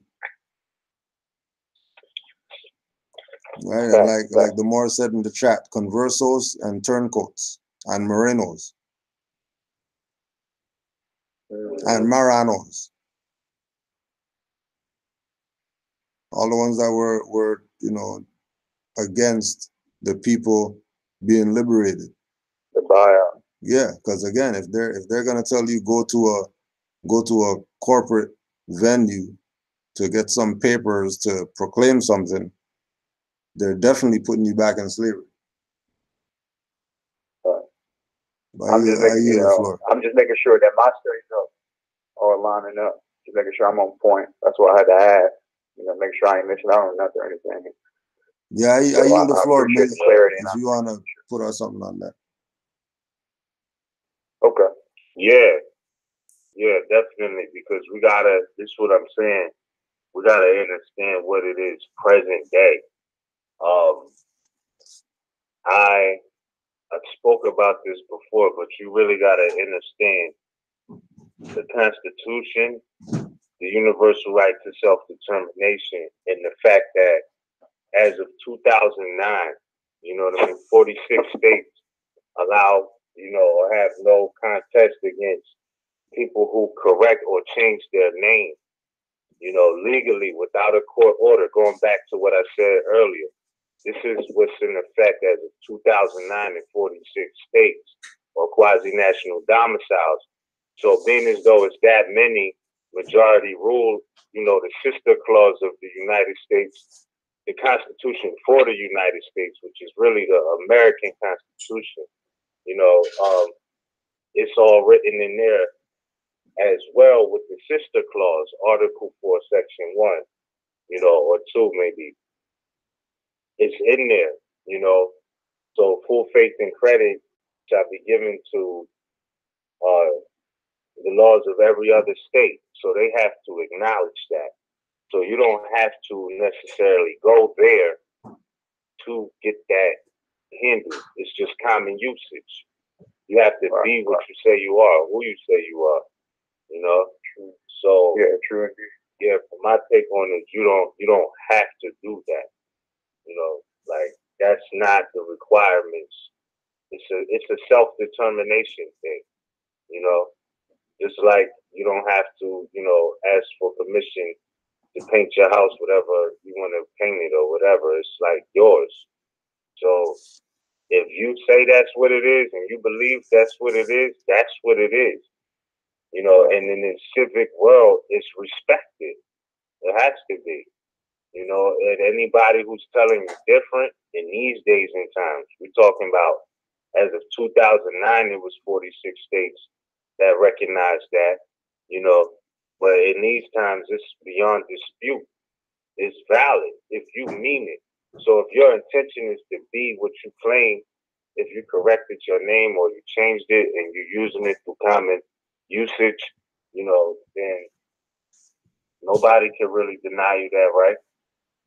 They can't. They might try to play that game with you as if you're still a slave and disrespect you and call you something that you don't recognize yourself as, but that's a violation of your rights, and it doesn't mean you're not who you say you are. So if you don't own the concept of the right to your name, your so-called name, or for that matter, your universal right to self-determination, then there's a problem, and it ain't, nobody else who's exercising that right's problem. There's a problem for anybody who's trying to infringe on that right. That's an extreme infringement. You know, so it's crazy. Yeah, it's crazy. Yeah. Imagine your mom having to go to court to put your name in your lunchbox. Right. And whoever never went to court to get their name in their lunchbox, that's not their lunchbox or whatever. Get the hell out of here. Right. My mom gave me this. What do you mean? I need you guys. Right. Like, what do you mean? Bloodline, not corporation. Yeah. Bloodline, not corporation. Exactly. Yeah. Okay. All right. Well, I appreciate it. I yield with that. Islam.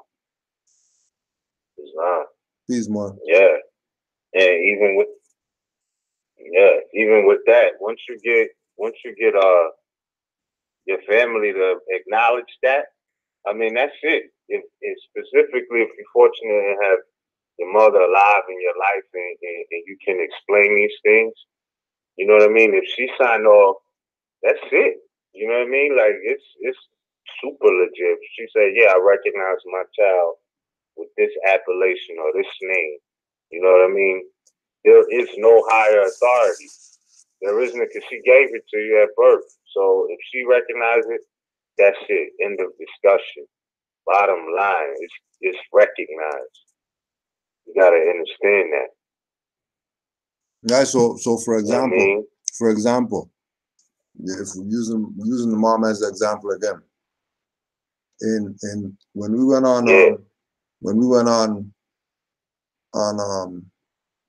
the news in 2010, and they put free national name up there or whatever. My mom sees me, she's like, I didn't know you changed your name or whatever like that. When you change your name, where's the court order? Nah. How come you don't have a court order that says you change your name, whatever? So she was going on with that for a while. Until the phone rang and the call display said Cujo. After that, she stopped asking for court order.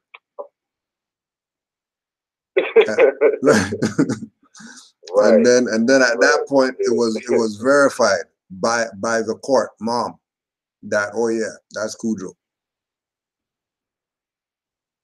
Right. Fact. No. Exactly. That's the highest authority, bro. Who else? You know what I mean? So it's like once you get that recognition, it don't even matter what nobody else say, really. Shit. You know what I mean? In that regard, like, it can't take it from you, you know what I mean? It can't.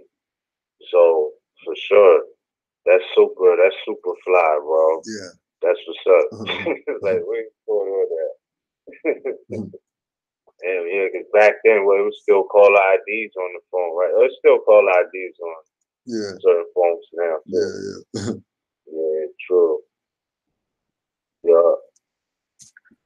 That's back when that was around the time where that was the main feature was the call ID. That was the only technology on the phone. See who's calling. And the frequent.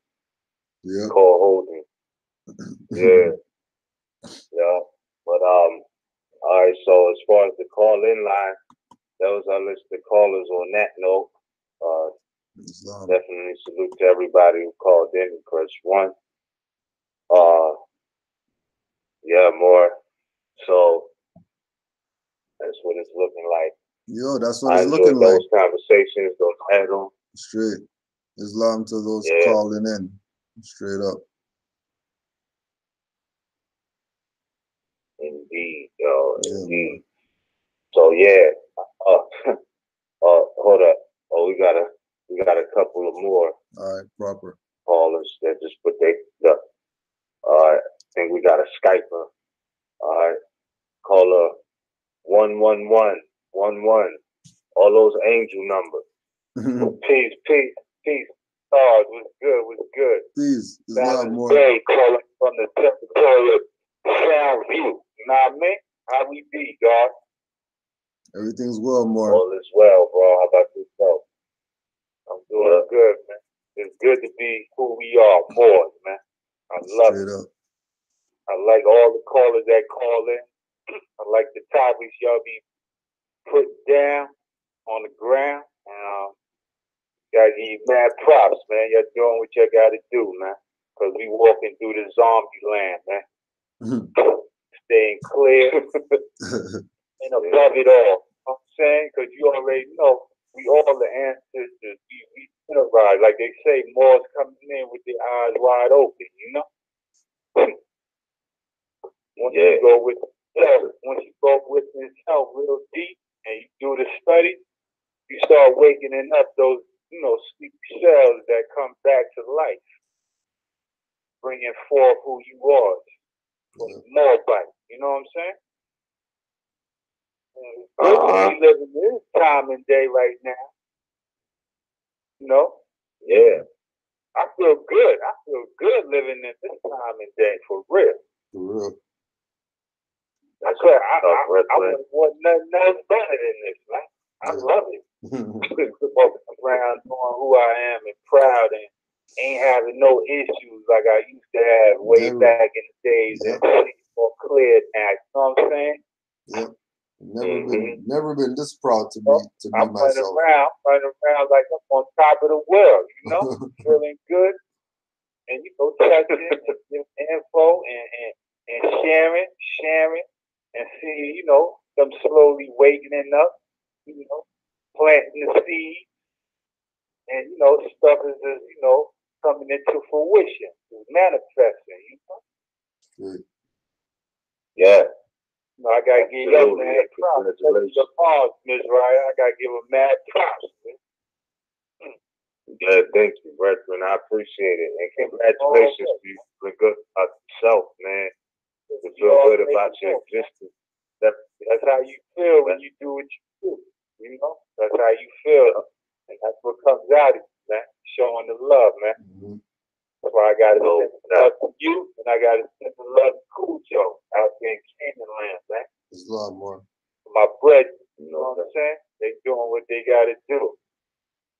To get all them other fake ones that don't want to know or want to be right. You know what I'm saying? Islam to that. Yeah, absolutely. Because you know how it goes, right? What goes up must come down,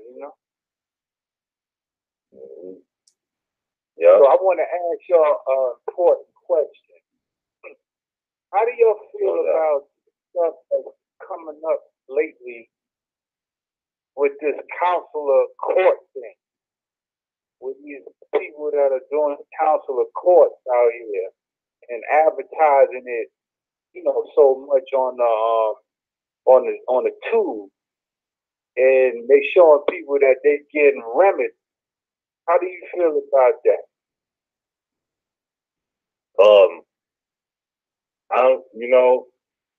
As far as that's concerned, my perspective is this, and has been this.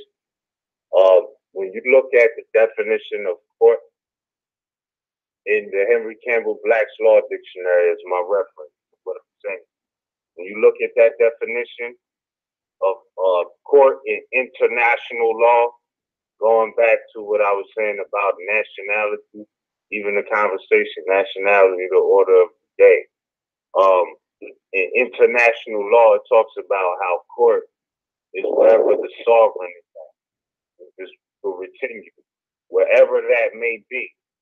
So, you know what I'm saying? As far as I'm concerned about court, I know that that's wherever the original people are, wherever that may be. You know what I mean? It's not like we needed a building to establish, judicial authority, or court authority. That's just how I see it. I believe that if something happens in somebody's community, in the neighborhood, that they have the ability within that community, in that neighborhood, to go to, a community house in the community and strategize on whatever the remedy is they want to see or make happen within that neighborhood. And in the process of doing that, these are attributes of court.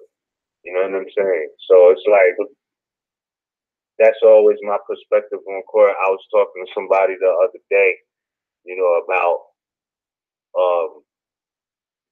you know, the type of things that are going on, and I'm like, certain people, I don't even think about certain things because you magnetize that to your reality. So my concept of court, I don't even want to look at it outside of the fact that it's wherever the sovereign is at. Not sovereign citizen, you know what I'm saying? I'm talking about the true original self-governing, autonomous, free, true people, Moors. You know what I mean? It ain't like you needed a building or a place to be like, oh, this is consular court, or this is equity court, or this is whatever court. It's wherever you at. That's where the power in the people needs to really sink in. You know what I'm saying? Let that shit sink in. Like the all political power is in the people. You know what I mean? Wherever you're at. So I'm not, you know, that's my take on it. You know what I mean? About cool. What you take on it? Well, if none of the people that are claiming a consular position are not qualified, then that whole thing is disqualified. Like, that simple. Right. When the 2-year people start talking about their veterans or whatever like that, and they need to be in the Hall of Fame or whatever. There's something wrong here. Something very wrong. Because you can't be a consular general in training. Like that's not McDonald's or whatever, where you're on the job and you're learning on the job because you know what you're doing if you're gonna say consular general. Like, you're not gonna be a novice if you're a consular general, especially dealing with law. And we already know people who got their bonds paid or whatever by them. There wasn't no extraction. We know people who got bonded out by them.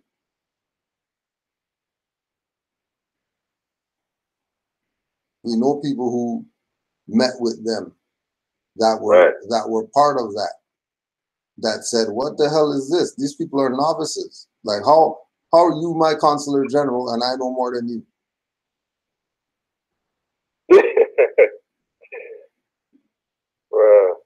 You know what I mean? So it's for whatever reason, it's an attention grab.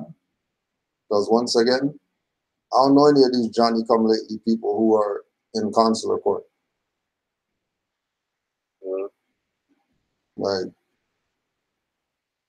maybe 3 people in that I know. I can say I know these 3 people.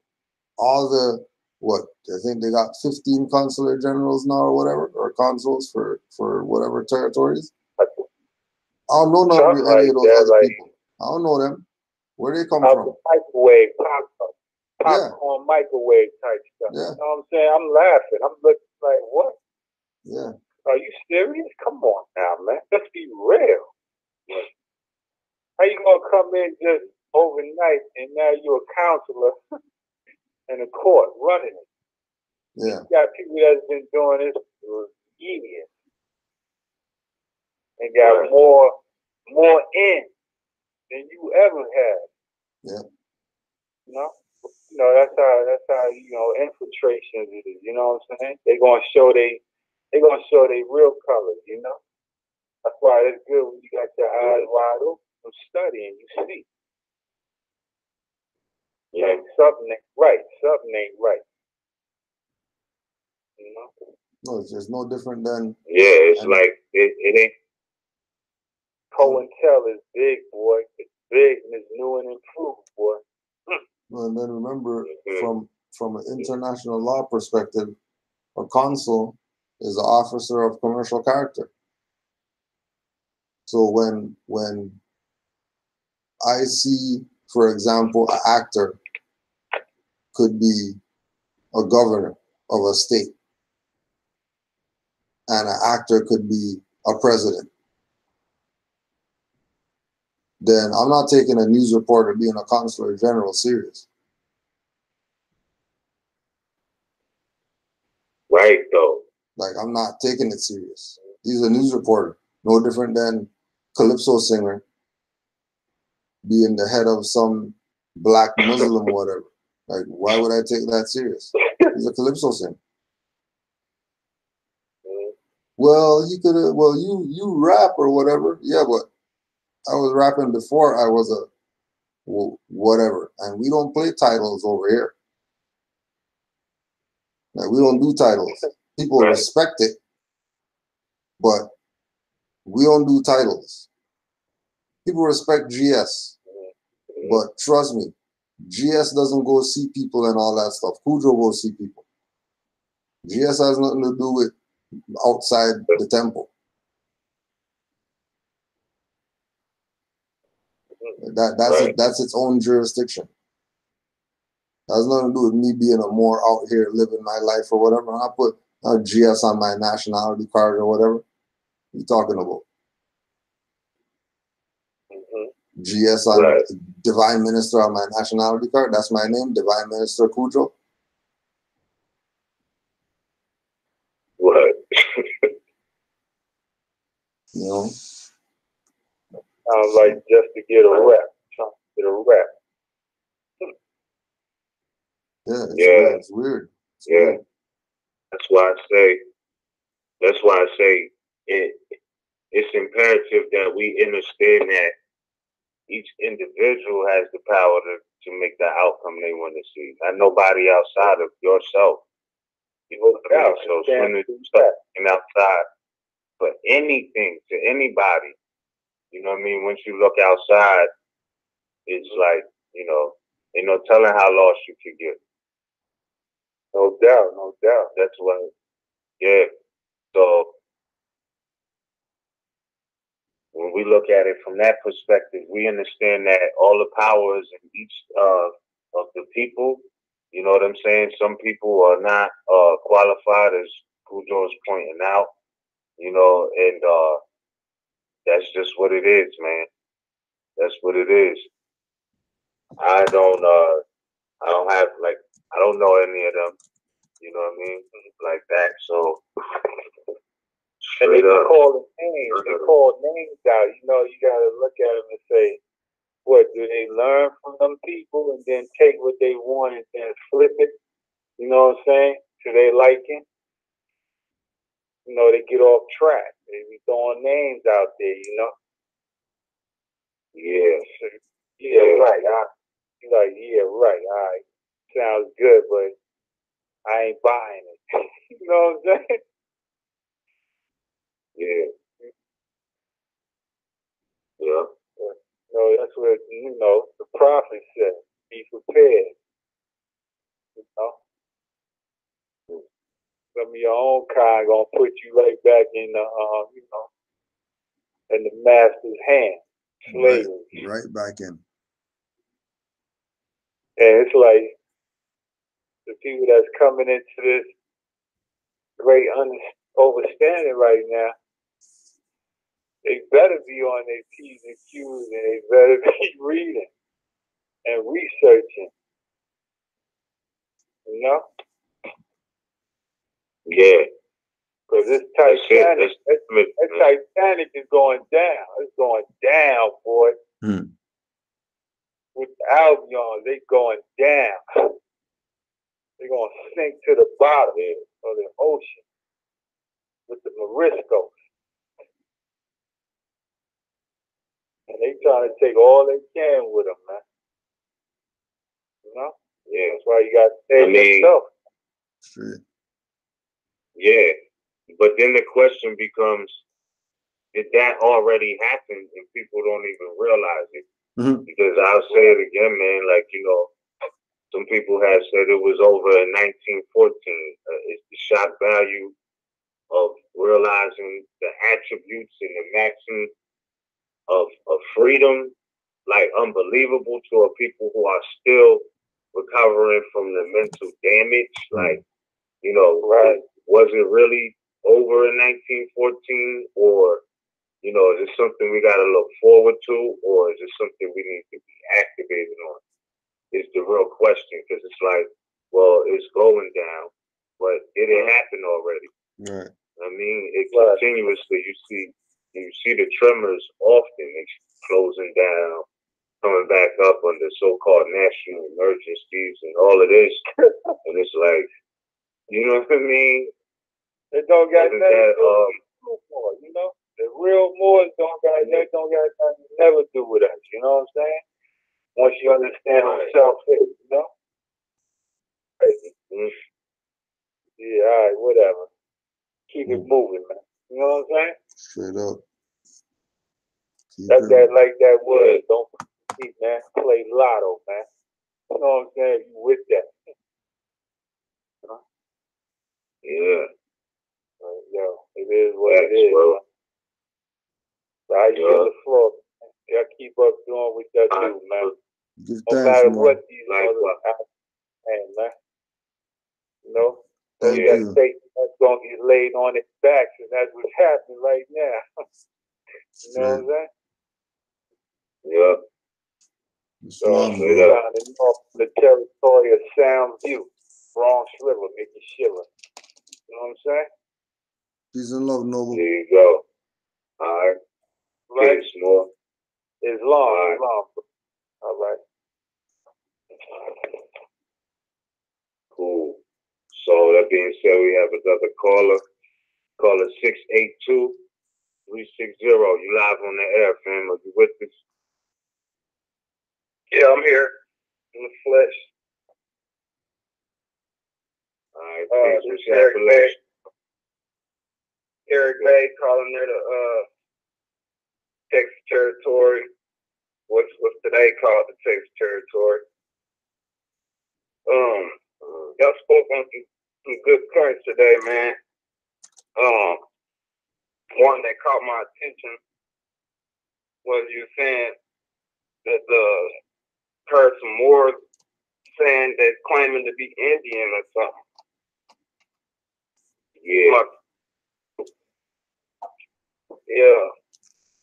And when I was thinking about that, I'm like, that's crazy that and today we have Moors claiming to be Indian. Because only Indians I know is from India. You know what I'm saying? Yeah. So like, right. That don't make sense because, you know, just because Colombo called us that they would accept that title. It don't make sense. And he was trying to take the back route to India and ran into us and thought we was the Indian. You know what I'm saying? That right there is fascinating. Because if you knew true world history, you would know that Noble Drew Ali would never use no title of Indian, nothing. Because he probably knew where India was. You know what I'm saying? But yeah, that's crazy. Yeah, they're going hard right now. They're going hard. Yeah, that's crazy. Yeah. Again, going back to the thing, just like the Moors telling people about go to the court to do name change or whatever. You know, it's the same thing with them, trying to tell people they're indigenous, where they're selling their people out. Because automatically, if you're not Moorish American in this land, you're either a naturalized foreigner or these people's property. There's nothing else that's going on here, right? And don't forget, all those 5 civilized tribes and all that stuff falls right in under in any type of Indian affair, bureau, whatever. All that falls into that. The indigenous, the aboriginal, the whatever, all of it. Once they don't separate it by connecting to the empire, their property.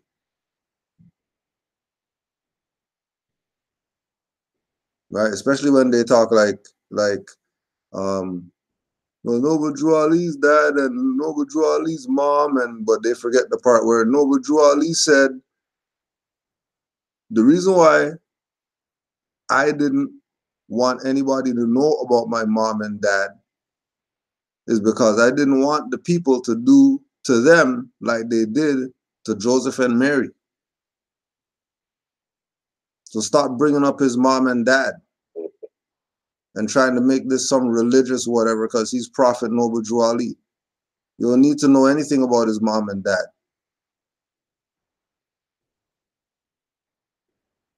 Right. Because he said he doesn't want them to turn into Joseph and Mary.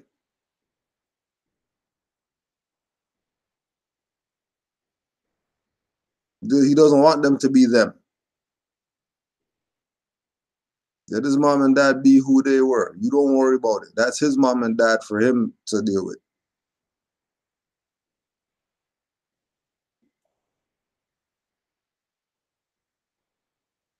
And again, the fact that he was Cherokee and said, F that, we're Moorish American, should let these Cherokees know something.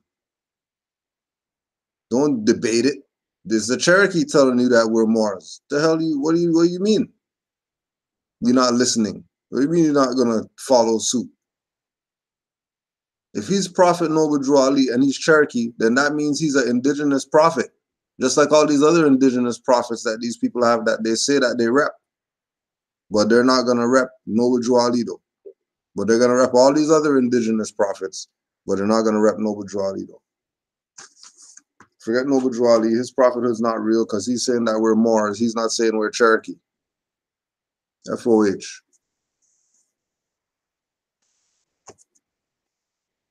Right, though. For sure. For sure. And I mean, again, back to the point, man. You know, the results have been in that, you know, pieces of Africa was found up under that land that they claim that they're indigenous to as Cherokee. So I'm just saying, you know, that being the case, yeah, you really got some research to do. If you're under that impression and you're selfish and, you know, wasn't nobody here except the Cherokee and you don't even know the history of the land that your people's dwelt on, you're just not qualified to have the conversation. You know what I mean? Because it's not founded in knowledge. It's information. And even they tell you that Cherokee is modern. And if you look at the Cherokees today, the ones that are claiming to be, I mean, it's crazy, bro. It's like these are just modern pale skinned Europeans. Mm-hmm. You know what I mean? Still in Aboriginal attributes. Just like they took the word American, etc., and tried to apply it to themselves and whatnot. But, you know, that's what's happening. So I'm like, you better declare your Moorish nationality or be clear on it or proclaim it, but be clear on it for yourself first. Because nobody's going to take you serious if you don't know. You know, if you guessing, you probably shouldn't be claiming anything until you're certain, you know. And Moors do the same declarations and proclamations based off the rights I was speaking about earlier. You know, the right to communion in speech, letter, print, and writing. Saying the same thing. It's our nationality. Like, there's nothing wrong with that. So, Ninth Amendment, you know, they can't disparage or deny the right of the people, the rights of the people that are not enumerated. It's not lawful. It's not constitutional. So I say be yourself.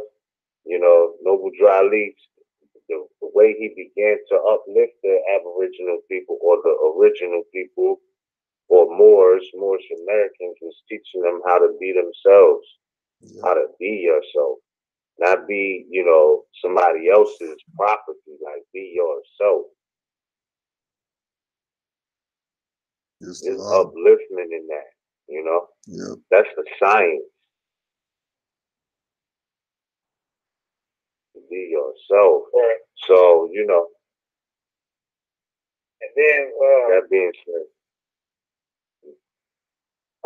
Noble Jolly, I was looking through,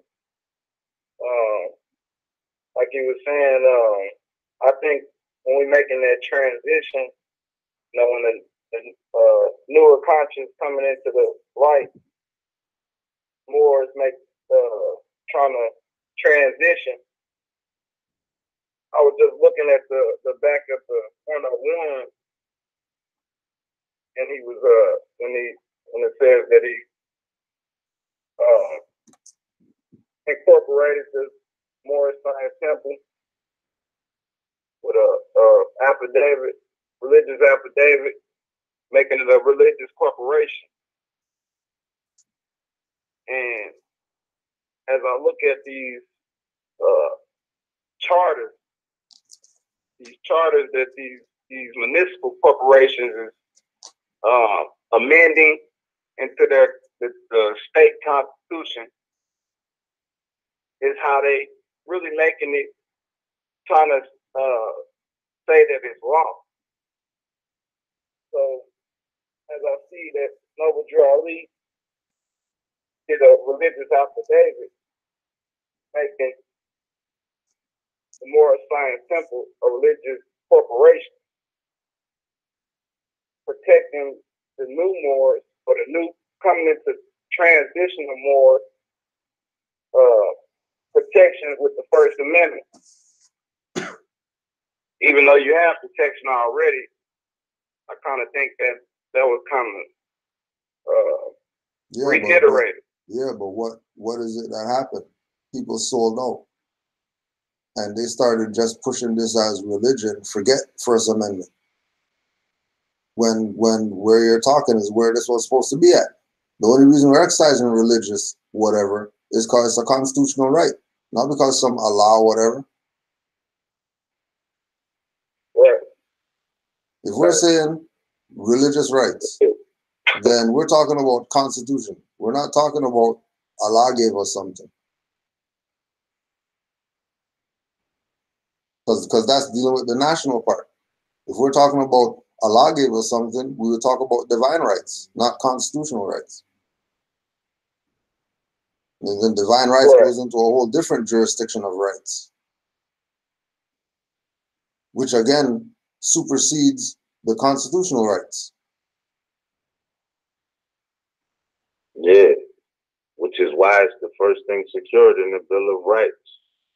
Even when you take into the divine rights, like you're saying, you know, as far as the Constitution spells out, it's not, they have no say-so in that realm, really.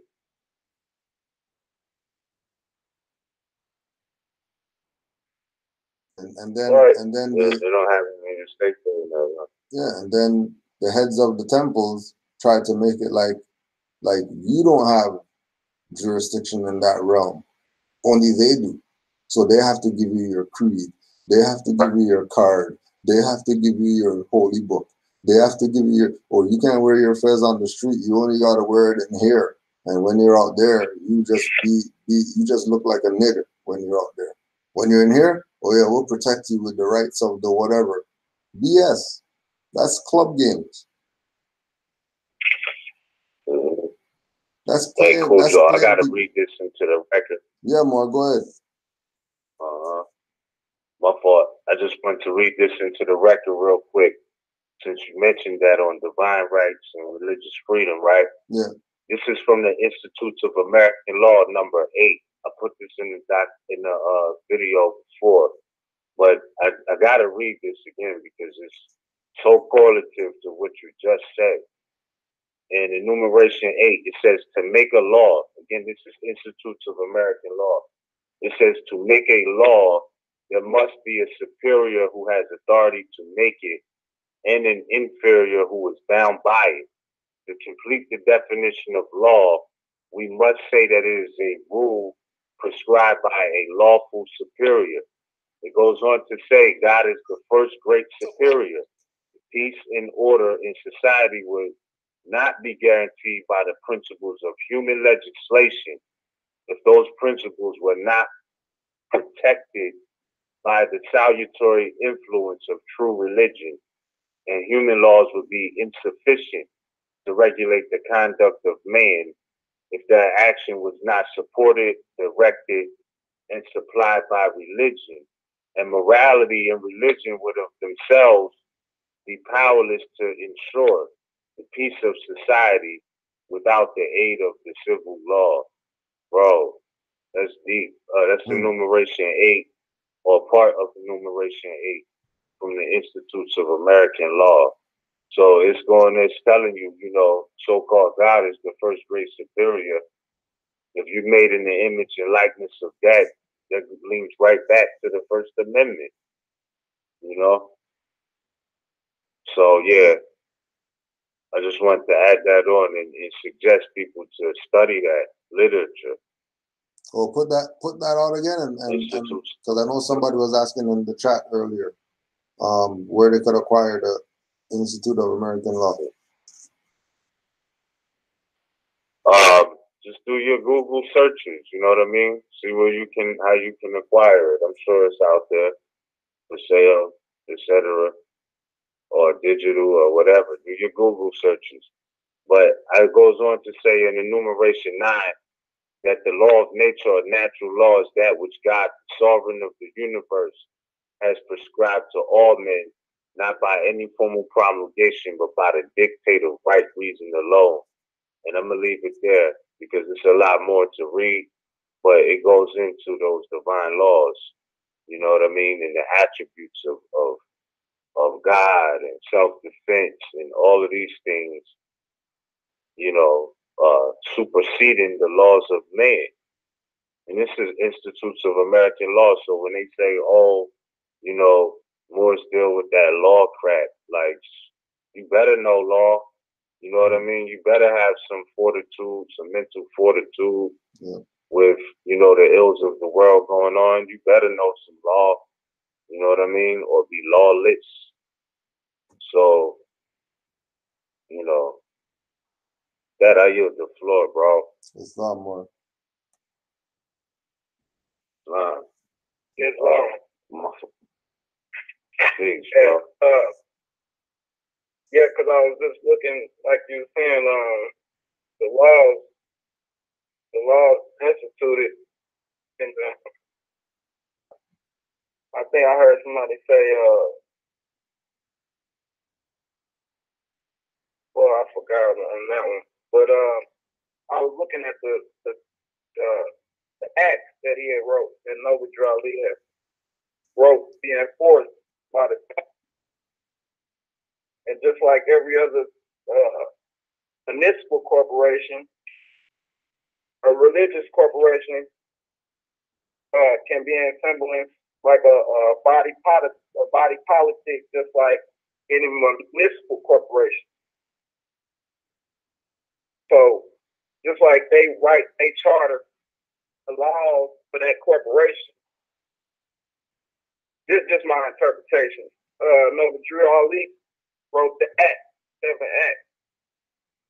And in Act 1, it says grand chiefs and governors and heads of all temples, all businesses, each said temple must be approved by the Prophet Noble Ali before acting upon any members, let it be finance, property, or any line of life that will cause the members to sacrifice finance, etc.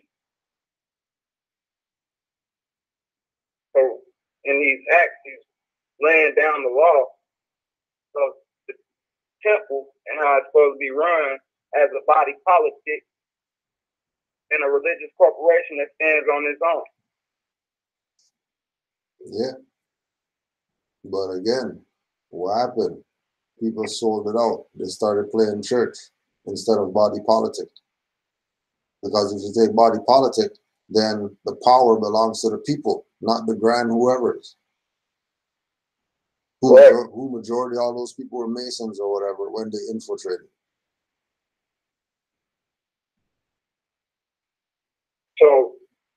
just like the United States can be abolished by the people, I think it's our duty as Moorish Americans to clean up our temples. Well, the issue with that is that many people have not been part of it. So the only real cleanup that's done is, for example, Moors who have temples already, and they're just doing stuff right, which is gonna turn the people around, because you can't see one group of Moors doing something, see some other group of Moors doing something, and then stay in the middle. You're gonna have to pick a side.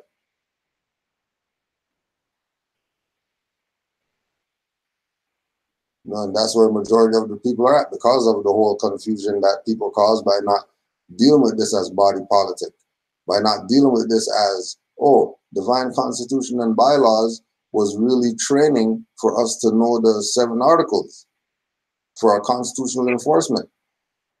And if we are going to be saying we're exercising some divine constitution and bylaws, that's going to be local.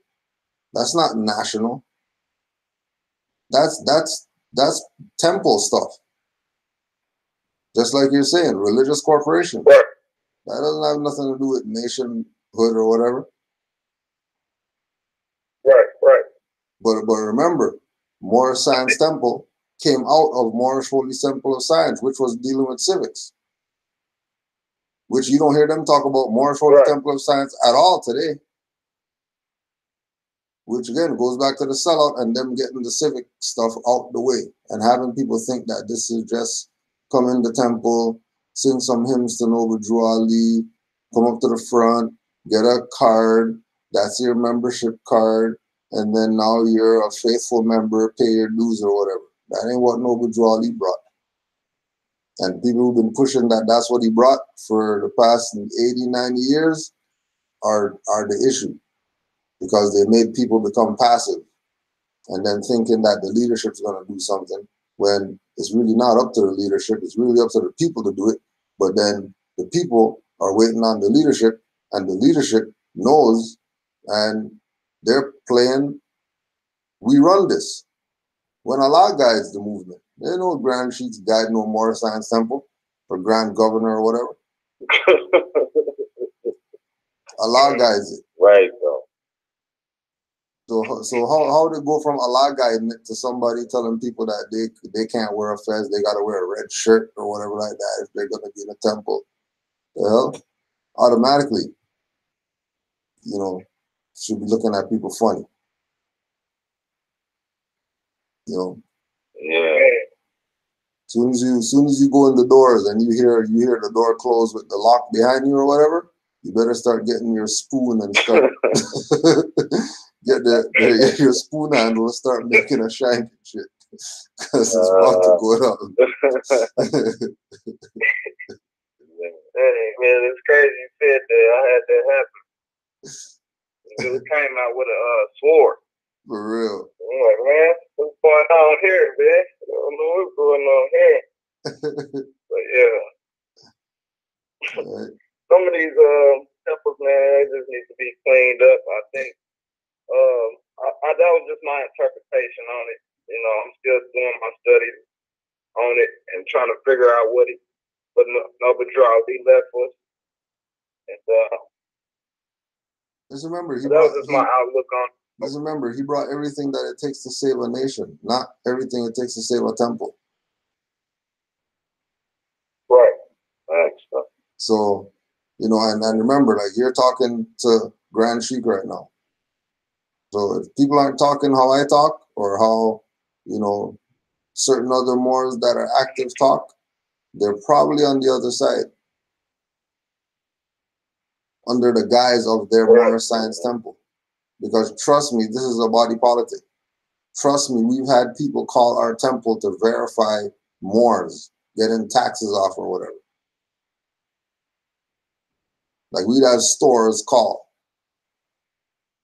Yeah, we're just calling to see if this guy is really part of, he gave us a number for whatever. Oh yeah, he's okay, no problem. What? You know,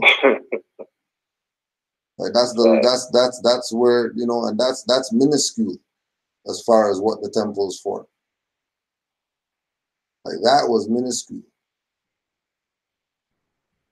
You know, but because of the work that needs to be done, you know, I mean, yeah, we could, you know, we tell people, yeah, go to Moorish Science Temple. You know what I mean? Go join and go make changes. But when they go there, they realize that you're not changing nothing up in certain one of those. You're not changing what they're doing. They have a program of how their stuff runs. You're not coming in there to change something. It's not going down like that. You know what I mean? Majority of these people, you go to these temples or whatever, and just try. Find 4 temples and try this. Go in there and just, you know, yeah, I've been studying from RV Bay Publications, and I've been studying from Grand Chief Nature and Alima Bay, and they told me come to the temple and see how these people talk about those people you mentioned. As soon as you hear them start talking crazy, those aren't real Moors, and those Moors don't follow the prophet and all that stuff. You already know, it's sellout going on. You're not gonna change that. Just let that be what it is. Let the dead bury the dead, like they say. And don't look at that as the representation of Moorish Science Temple when they're doing messed up stuff. Right. And then the ones that are legit, ain't nobody supporting those ones. Those ones fending on their own.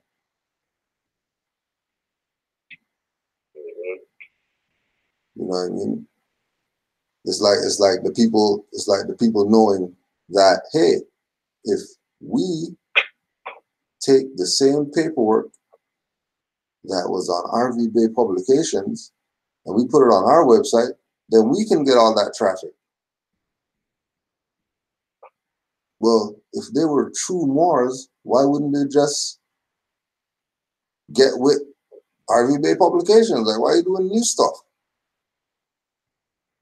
Why are you gonna go buy books from RV Bay Publications to start your own site to sell books that people could get on RV Bay Publications? And then on your site, the books are $5 more. Oh yeah, yo, you send me a link to that. Yeah. So yeah, just for the record, you know. Yeah. I don't know who that is. I ain't make no agreements with none of them. Excuse me, to be selling my book on their site. You know what I mean?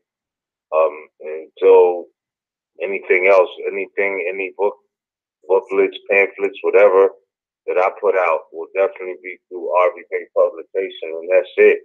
Publications, and that's it. Mm-hmm. So I don't know who that is. You know what I mean? I'd appreciate it if you don't. But I'm just saying, just know that I don't know who those people are, bro. From the link you sent me, yeah, I have no idea who that is. I'm not trying to scrape nobody, and I don't want nobody to think that I'm trying to scrape them for 15 notes. Yeah, we're being cheap. For the pamphlet of the power research that I put together. You know what I'm saying? Yeah. I charged 10 because it was at that time inking a lot of energy, precise energy to get the point across. You know what I'm saying? Yeah. But no, I'm not out here trying to scrape nobody for 15 notes for that piece of literature. You know what I mean? Trust me, that's not where I'm at with it. So I'm not in any way affiliated with that. I don't know who that is. You know what I mean? And if I did, they wouldn't be doing that. You know what I mean? 15 notes. Like, come on, man. That's crazy. That's crazy. So I say more is, you know, find your own creativity. Find your own creative lane. Like, that's what's wrong with people. Everybody want to do everybody else except for do them. You know what I mean? Like come on, man. You know, do something creative, produce something. Stop copying and produce something. That's what got everybody on some. Oh, this don't work today because you're not being. Your intentions is to just copy. Like, where's the originality at? So we gotta work on that, especially if we're gonna say that we're Moorish Americans and our holy day is Friday because it's the 6th day. You know what I'm saying? And that correlating with Genesis, etc. You know, if you was made in the image and likeness of God, then get creative. If you got that type of likeness, you know, stop just writing other people's work. I compile references because I did the work to study. You know what I'm saying? But that's an immeasurable time as far as value. You know, you can't place a value on things like that. But because it was so many misunderstandings for decades now, you know what I'm saying? People ain't entitled their literature addressing misunderstandings because everything was all clear. It's been misunderstandings for a while. You know what I mean? So that's my thing, bro. That's my suggestion to the people. Be creative, man. Produce your thoughts. You know what I mean? Exhibit your thoughts. Do you, not everybody else. And again, life would be much easier, much more stress-free, you know, when you can just do you. That's it. Straight. Yeah, more. So with that being said, that was our last caller. Islam. The screen went out on me. All right. Hold on, I'm trying to get that. Okay, so I don't know, the screen backed out, but I definitely thank everybody who called in, everybody who listened on the line, on the tube. You know, we appreciate you all. I know that what's the next on the schedule? Oh yeah, Sunday, MHHS Sister Standing on Law will be going on at 1:00 p.m. Eastern Standard Time. Be sure to check into MHHS Blog Talk Radio to listen live or even on the internet feed. But you want to call in because this is how you'll get to listen to the whole 3 hours. Exactly. So, yeah, and be able to ask your question during the whole 3 hours at any point in time. You could press 1 to add on, or if they take calls, you know, you add on, ask your question or whatever. So be sure to tune into that. And I know you probably doing something this Sunday as well. Yeah, Sunday, 12 o'clock right here, Canaanland Moore's channel. As well, we're going to be changing up our format. So I think first hour and a half, 2 hours is going to be Q&A. So if you got questions, you could send those to canaanlandguide@gmail.com. And we'll be taking the first hour and a half to 2 hours for class or meeting on Sundays now to strictly address questions people have. If there's no questions, then there'll be no class, and we're going to be doing some type of activity work as far as Canaanland Moors is concerned, because there's a lot to get done and we don't got time for class anymore. Those stuff's over. Time to get to work. So with that, Islam to all the Moors worldwide. Love to everybody. Peace to you, Brother Miz, and the whole MHHS family. Indeed. More peace, Noble. And peace to all Canaanland Moors, everybody listening. We'll be back soon. All right. Then, and I meant to spin out with the Moors Lives Matter, but we don't have enough time, bro. Islam, boy, you Pardon already me know. on that. But yeah, shout out to Roots K with her verse on that. Islam. That was fire. Sorry about the intro, but we'll get to it. Peace, y'all. Islam Wars. Thank you for using Blog Talk Radio. Goodbye.